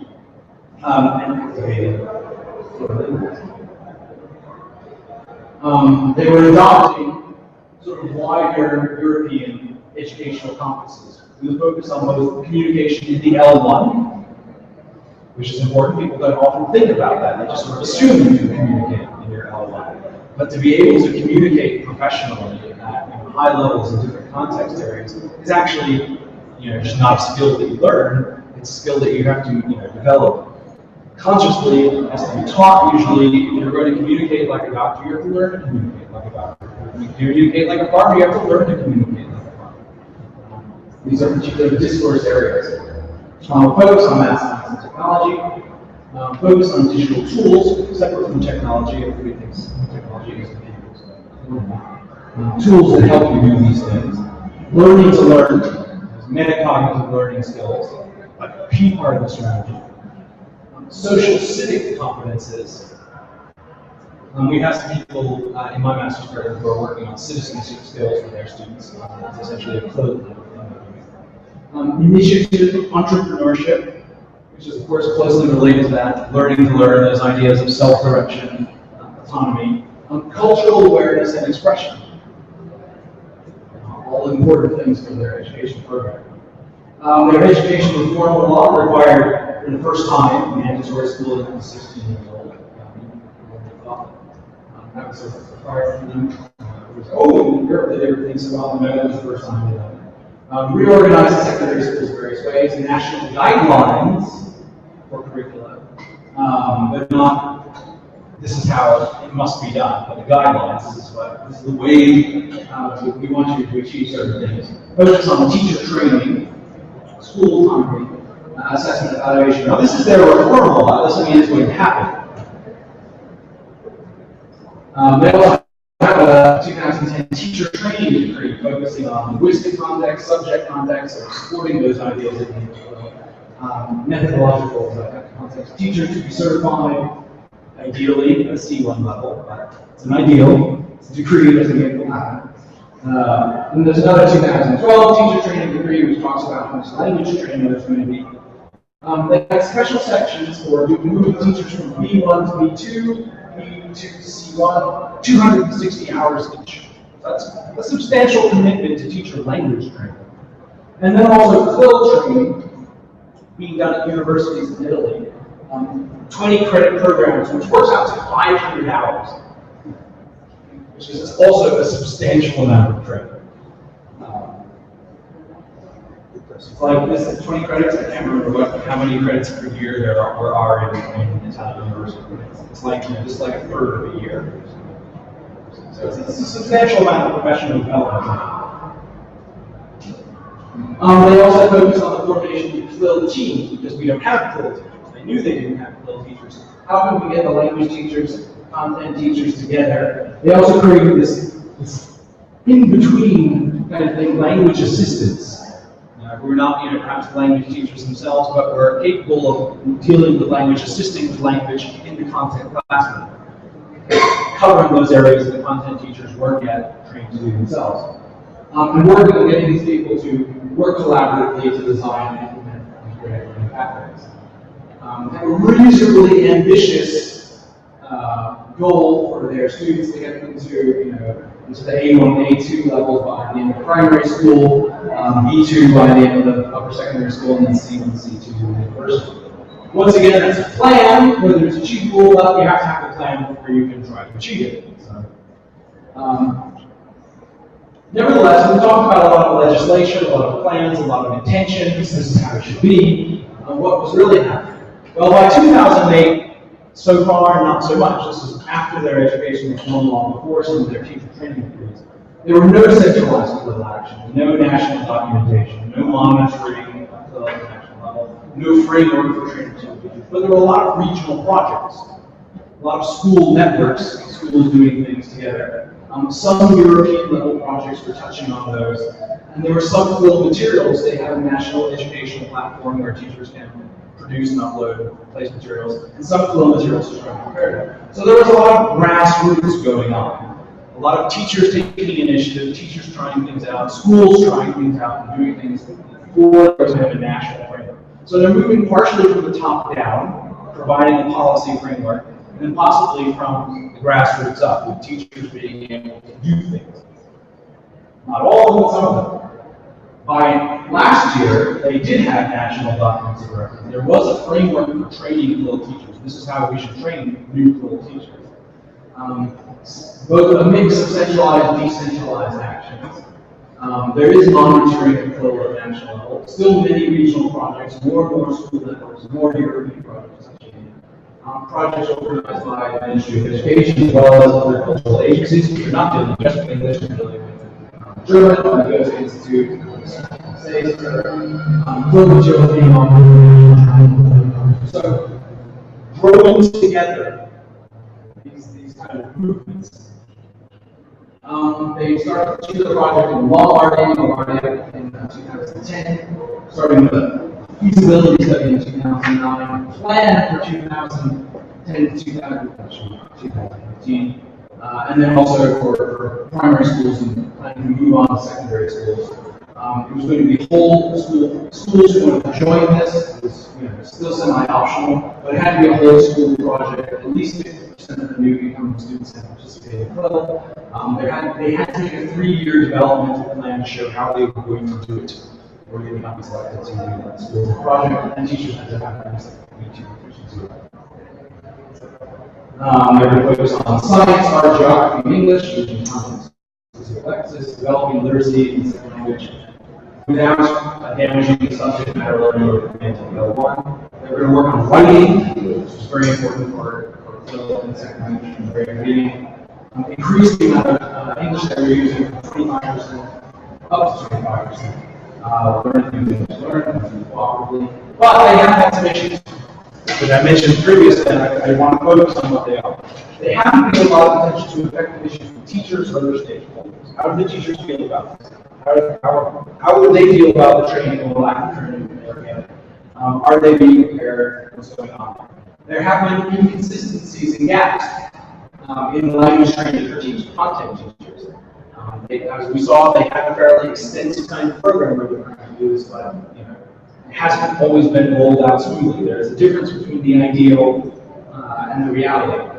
Poor content training methodologies for language teachers. The language teachers were largely ignored by the reform and planning. There was a lot of emphasis on preparing content teachers to work with language and to get quill methodology training, but they sort of forgot to think about what language teachers were doing. So that upset a lot of people. And of course, the policymakers have not been really attentive to those problems. We're like, okay, the plan says we're going to move forward now, we're going to move forward, whether or not the plan is going to achieve. So there's a little bit of that discontinuity that you might expect between what the people of the ministry think they want to do and what they want to happen and what's really happening down below. There's an argument that they need, I was just reading an article, I think for those of you in the course, I dropped it into one of the Dropbox folders. It came out a couple of days ago. It's from this month, May 2015, about teachers in primary schools who are supposed to be part of this program. We're just looking at saying, we're not ready yet, we're not ready yet. And that's something where we really need to have careful monitoring and cohesion between the planning and the implementation. If it turns out the teachers say they're not ready. Are they ready or are they not? Are they just complaining or are they not? So somebody needs to go and find out what's going on. If the teachers are not ready, we need to find out why they're not ready and help them become ready. We need to stop them before we try to implement that. So whether that will happen in Italy, I don't know. They've done a reasonably good job of trying to get their planning and their thinking and so forth. They obviously haven't thought of everything. So that's something to keep in mind. Will they, this is a story that is not yet ended. What will happen in the next 6 months or a year or 2 years, we don't know yet. Will they rush into implementation? Will it be a disaster? Will they rush into implementation and overcome the problems? Will they stop, halt, reassess, say, okay, we're going to take another to do this? We'll see. But it's worth watching because there's a lot of lessons there for people like us. So to summarize, wrap up, the important thing is that they were completely supported by policy and legislation. The government said, okay, we're going to do CLIL. How should we do it? We're going to need 10 or 20 years. Okay. Let's plan that out, that 10 or 20 years.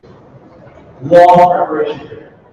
Focus on 21st century competences of plurilingualism, not sort of, just recycling more of the same traditional methods which had been working before. A lot of attention to creating and adapting appropriate standards in content and language. So, here are our standards, these are our certifications, this is C1B2, what's appropriate, what can we do? Are those standards and those ideals going to be correct? Maybe they have to be adjusted. Maybe they can be one thing in 2020 and another thing in 2030. But they made some targets. They envisioned that staged implementation from the beginning. And importantly, I think what we see is that they have this growing towards the middle kind of approach. There's a policy and legislation on top that says, yes, you're allowed to do this, there's support for you doing this, and there's a lot of teachers who are trying it out at local, regional levels. Is it ready for a national rollout of CLIL? That's perhaps a little bit doubtful. But there's positive movements. Things have moved in the right direction. Could it be sustained? Hopefully. Those challenges remain. So as we've seen, program success is going to depend partly on planning and policy and legislative support, but also on continuous monitoring to see whether things are working the way that we hope they are and they should. The ability to make adjustments with agility. If you can't stop change, make a change, fix it, then there's going to be a problem. Just sticking to the plan is going to be a problem. But that's what policymakers like to do. That's what we're You need to have goal-focused administrators, well-prepared teachers. Successful implementation, even if your policy permits it, is supported by monitoring and research. That's why it's important that students are able to do research, teachers are able to do research. Research on what is really happening is what provides the necessary feedback to support the changes in policy and implementation. That's why, once again, I emphasize the creation of a highly trained teaching force who can perform, access, act on their own and others' research is critical. And it's also a kind of chicken and egg problem. If you don't have that, how do you create it? And you have that teaching force before you create it. If you don't have that teaching force, who is going to create it? And that's still a problem to be solved. So ultimately, CLIL is powerful, but CLIL is hard. If you're looking for the quick fix, CLIL is not it. If you're looking for something which could be made to be a very powerful kind of learning, it would really help students do a lot more, then CLIL is a good choice, I think. But it's not going to be easy. So if somebody comes and tells you it's easy or you can do it tomorrow, they're selling something. Probably a new textbook, which probably isn't very good. The policy and legislative support is going to provide a context. If we have the government suddenly, go nuts and say, hey, we're going to do CLIL, that would be great, but it's not going to make it happen. The means of implementation comes from local, regional levels. It comes from teachers who know how to do it. And they need to be able to know how to do it with or without support. Hopefully they get that support, and hopefully you guys being able to show that this kind of thing can be made to succeed creates more support. CLIL is very context dependent. One size does not fit all. There could be a bazillion different kinds of CLIL programs within the city, let alone within the country. Programs will have to be designed to fit learning goals and resource availability. They have to be redesigned realistically. knowledgeable, well-prepared teachers, just can't say that enough. Ability to recognize and respond to challenges. There will be challenges, there will be problems, they'll be different in different contexts. And the ability to identify those, see what's going wrong, see what could go wrong, fix it is going to be critical. And I think, most importantly, slow and steady wins this race. Small projects that are successful, much better than big projects that fail.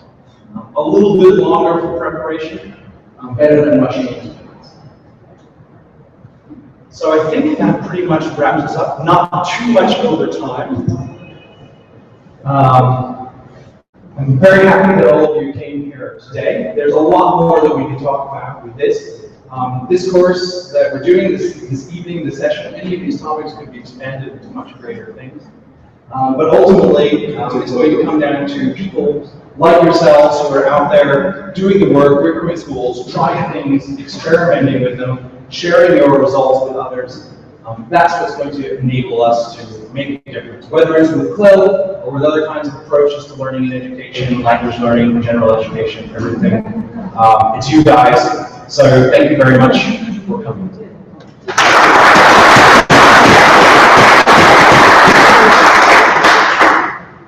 Well, first I think we have to thank her. Thank you very much, Dr. Anderson, for this insightful presentation. We still have a little bit of time in case there are any questions from the audience. So, for example, if you have any questions for Dr. Anderson, you're welcome to ask. You mentioned you focused mainly on Italy. Yeah. Yeah.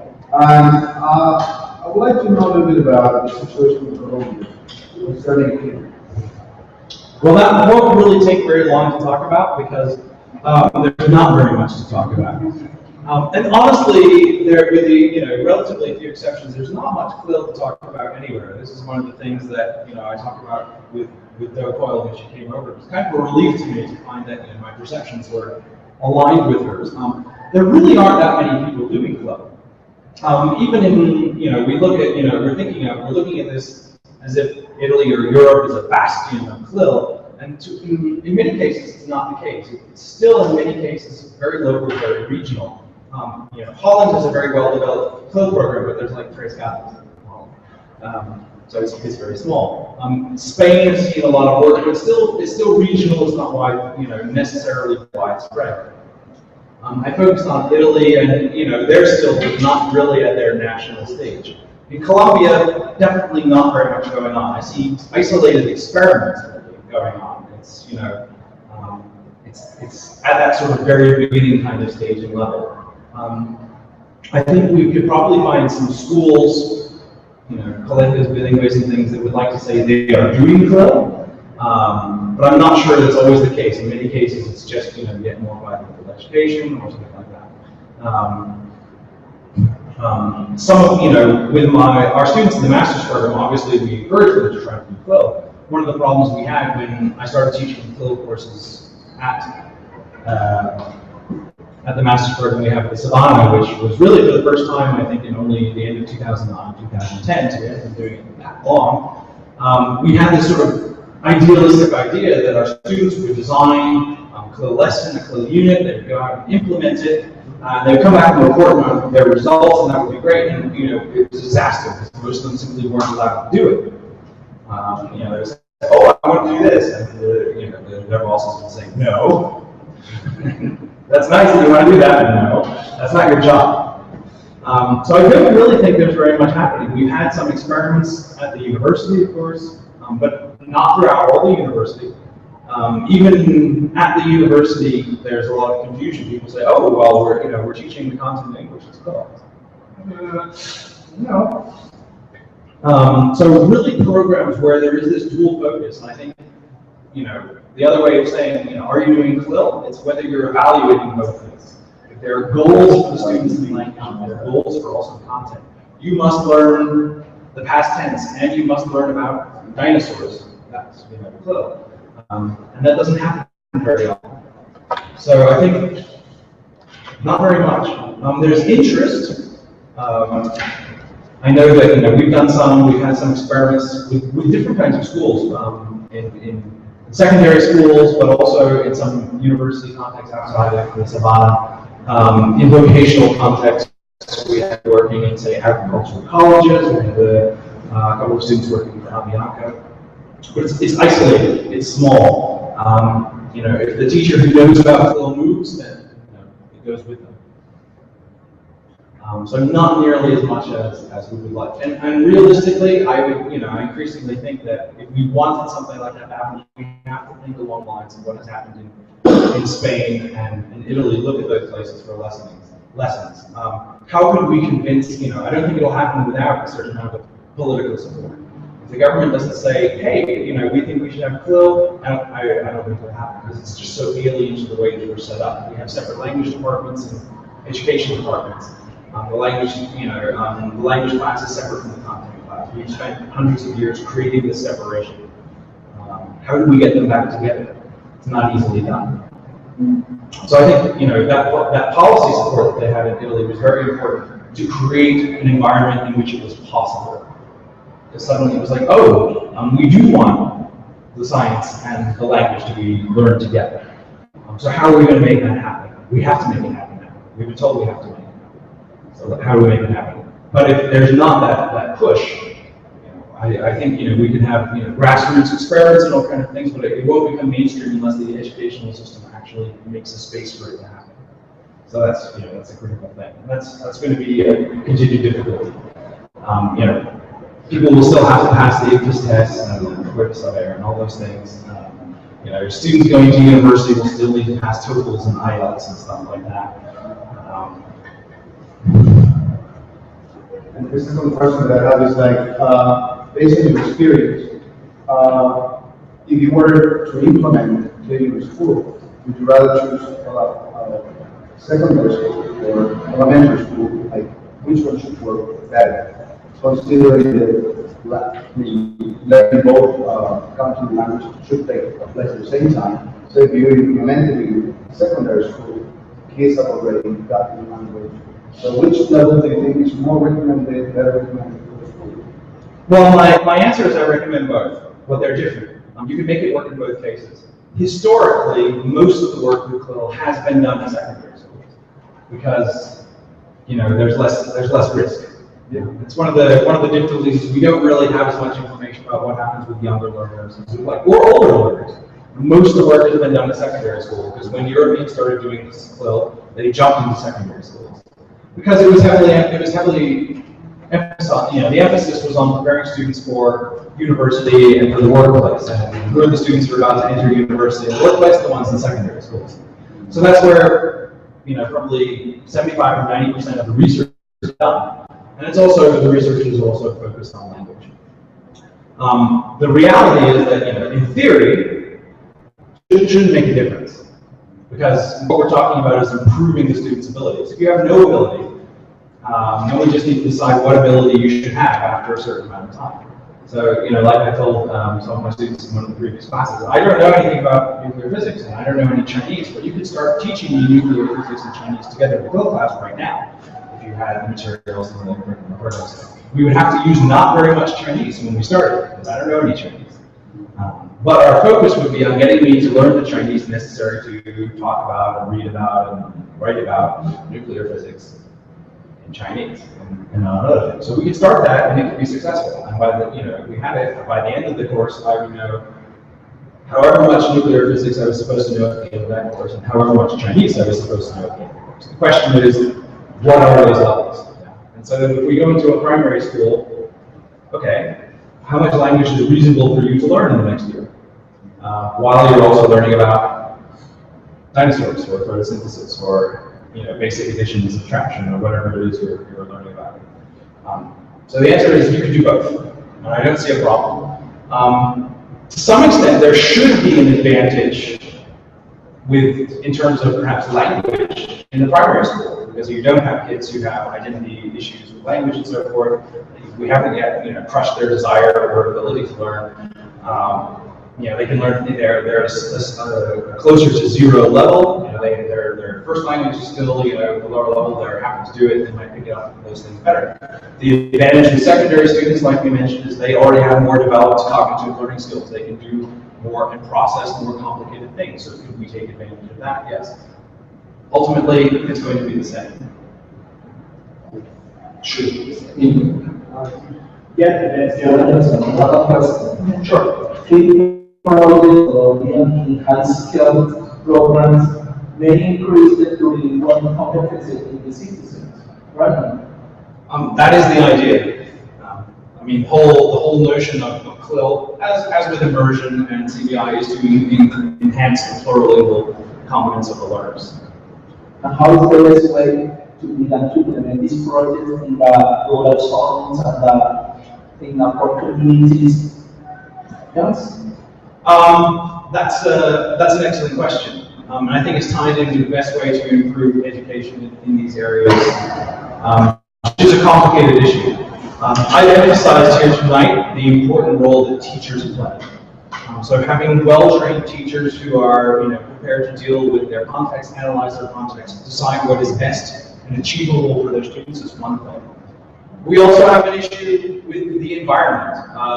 Experts like the Finnish guru Pasi Salvard says 2/3 of success in education is dependent on factors that are outside of the school, which is where you get challenges, say in especially for urban environments where there's a lot of problems with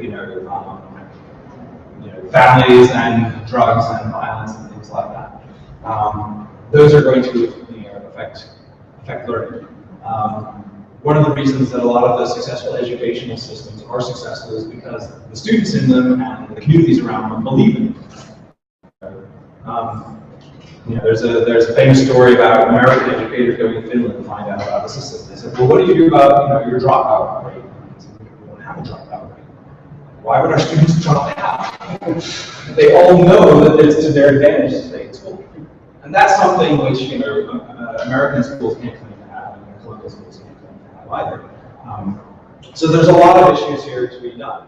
And I think one of the important roles that teachers can play is as cheerleaders to try to demonstrate that there's a reason for you to try to learn something.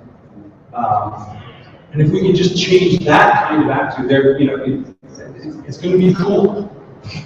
It's going to be cool to learn this stuff. It's going to be cool to learn science and cool to learn the second language. You can do things. And that's one of the things where CLIL has proven useful, is that CLIL can be motivating because you're doing things. It's not just like, my favorite, color is what's your favorite food? Oh, where did I go on my holiday? My favorite football player is, yes, we would like to pick topics like, football and hip hop and reggaeton that are popular with students. But the fact that you're also talking about something which, seems, you can do things with this language. It's not just an abstract concept which you have to learn in the second conditional, past tense and modal verb. I think that's an important thing that CLIL offers the possibility to focus on doing real things. Obviously, there's always going to be a difference between what we think somebody should learn because they're going to need it 30 years from now and what they want to do right now.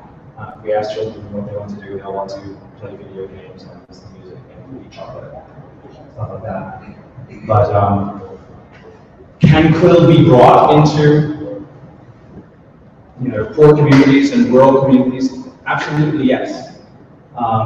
It just has to be connected with things that are going to be, suiting those students' needs and instilling the desire to learn. There's nothing about CLIL that is special, except for the fact that we think it's special to learn more than one language.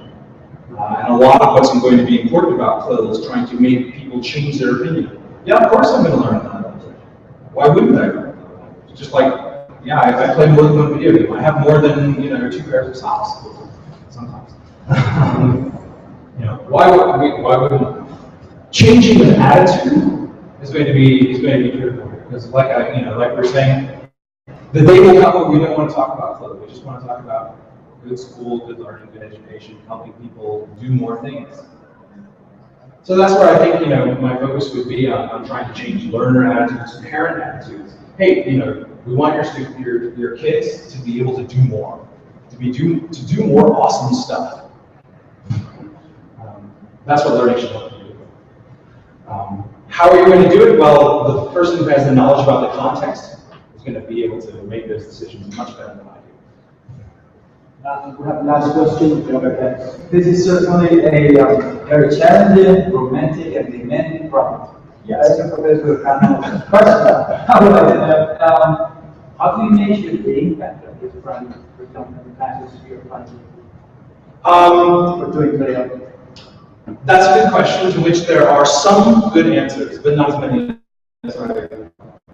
Like I mentioned, most research that has been done on CLIL so far is focused on secondary schools, and because CLIL is so much talked about in language teaching circles, most of the focus has been on language learning. And this is also true of CBI and immersion instruction. People have focused principally on, hey, are the students also learning the additional language? Oh, great, they are. And we haven't focused as much on content learning, whereas, for example, in Sweden, where they looked and they said, well, actually, it turns out that our students are not learning content very well. But I want to give you an example, and the students who are in my previous class will remember this because I talked about this. And I always use this example. A couple of years ago, in the journal that we published, the Latin American Journal of Content, Language, and Integrated Learning, we had a beautiful submission from a secondary teacher in Poland. She's a chemistry teacher, and she convinced her bosses to let her do an experiment where she would teach CLIL chemistry to her secondary school students for a year. They were not very convinced about this at first. You know, the parents were like, well, our kids have to take a test on chemistry in Polish at the end of the year. And they also have to take a test in English at the end of the year. And if they've been learning chemistry and Polish together, then they're going to do badly on the Polish chemistry test and badly on the English language test. And she said, look, I can do this. And she tried it, and to make a long story short, the reason I'm telling the story is because she was successful. Her students got higher scores on both tests than the ones who were in separate language classes. And she wrote up her experience, and she, as a research article, said what she did. It was a beautiful textbook case of how to try something out and see whether it works or not. And obviously, she was, taking a bit of a risk to fail. But she had confidence that she could do it because she had, a good idea of what was involved. And she did her planning, she did her homework, and she made sure that the students were being prepared for everything that they needed to do. And it worked out. And then her bosses were impressed. And then the parents were impressed. Like, wait a minute, why wasn't my kid in her class? So you can, that's one of the easy ways at the stage that we're at to do it. If you can get permission to do it and not, screw it up, you can show, look, here's the control group. These are the kids who are doing things the way that they've always been doing it, and here's my group. And my group did better. Now, it all depends on how you're measuring things. We have to prepare the kids for the standardized exams. Does the Polish chemistry exam really measure their knowledge of chemistry? That I can't say. But they had to pass the Polish chemistry exam. So they passed the Polish chemistry exam. Does the English exam also measure their level of English? That I can't say. Is there a good test of how well they can talk about chemistry in English? That's hard because there isn't a test for that in their Polish context. And there's a whole thing we could talk about in relation to assessment, but I think that if people are given realistic tasks, this is what chemists have to do. This is what's appropriate for you as a teenager to be able to do in terms of chemistry to talk about. This is what you need to be able to understand. If you can do it in the second language, well, then you can do it. If you can write up your lab report in English about chemistry, and it's correct in terms of the chemistry, and it's legible in terms of the English, then you've done it. That's essentially your test. Can the master's students here write a master's thesis on educative purposes in English? Well, find out. But it's a real world kind of test. If you can do the thing that people really need to do, then you've done it. Hopefully you also pass the standardized test. Well, I guess we can say once again, thank you, Dr. Anderson, for what was a very exciting presentation. A round of applause.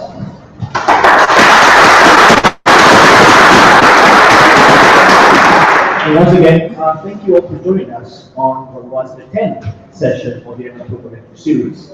We invite you to join us once again for our last session of this semester on Saturday, June 15th, featuring Dr. Olga Moya from Universidad Pablo de Navidad in Sevilla, session 3 held in Spanish. Also, please mark your calendars for next semester's ML2 Open Lecture Series sessions. We have so far confirmed 2 sessions for next semester.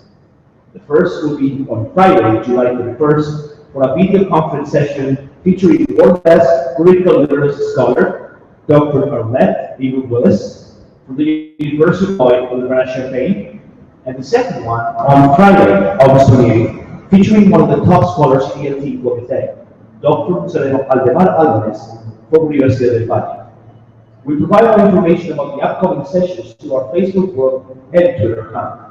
We also invite you to check out all our previous sessions of the ML2 Open Lecture Series and featured talks of ML2 in our video channel at vimeo.com/channels/ML2, and you can also check the live streaming of this lecture on the Literacy Second Language Project YouTube feed. You can join us on Facebook and Twitter so you can continue learning more about the master's program. Thank you again and good night.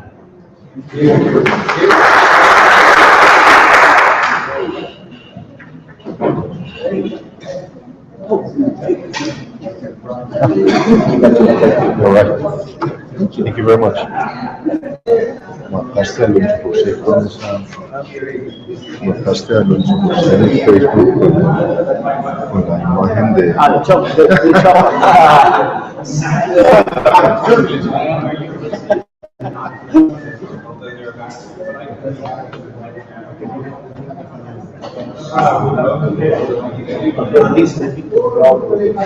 And let's make sure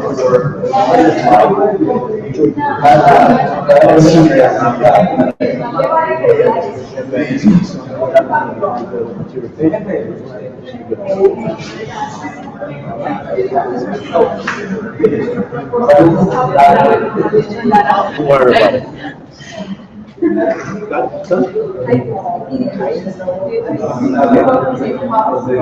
All right.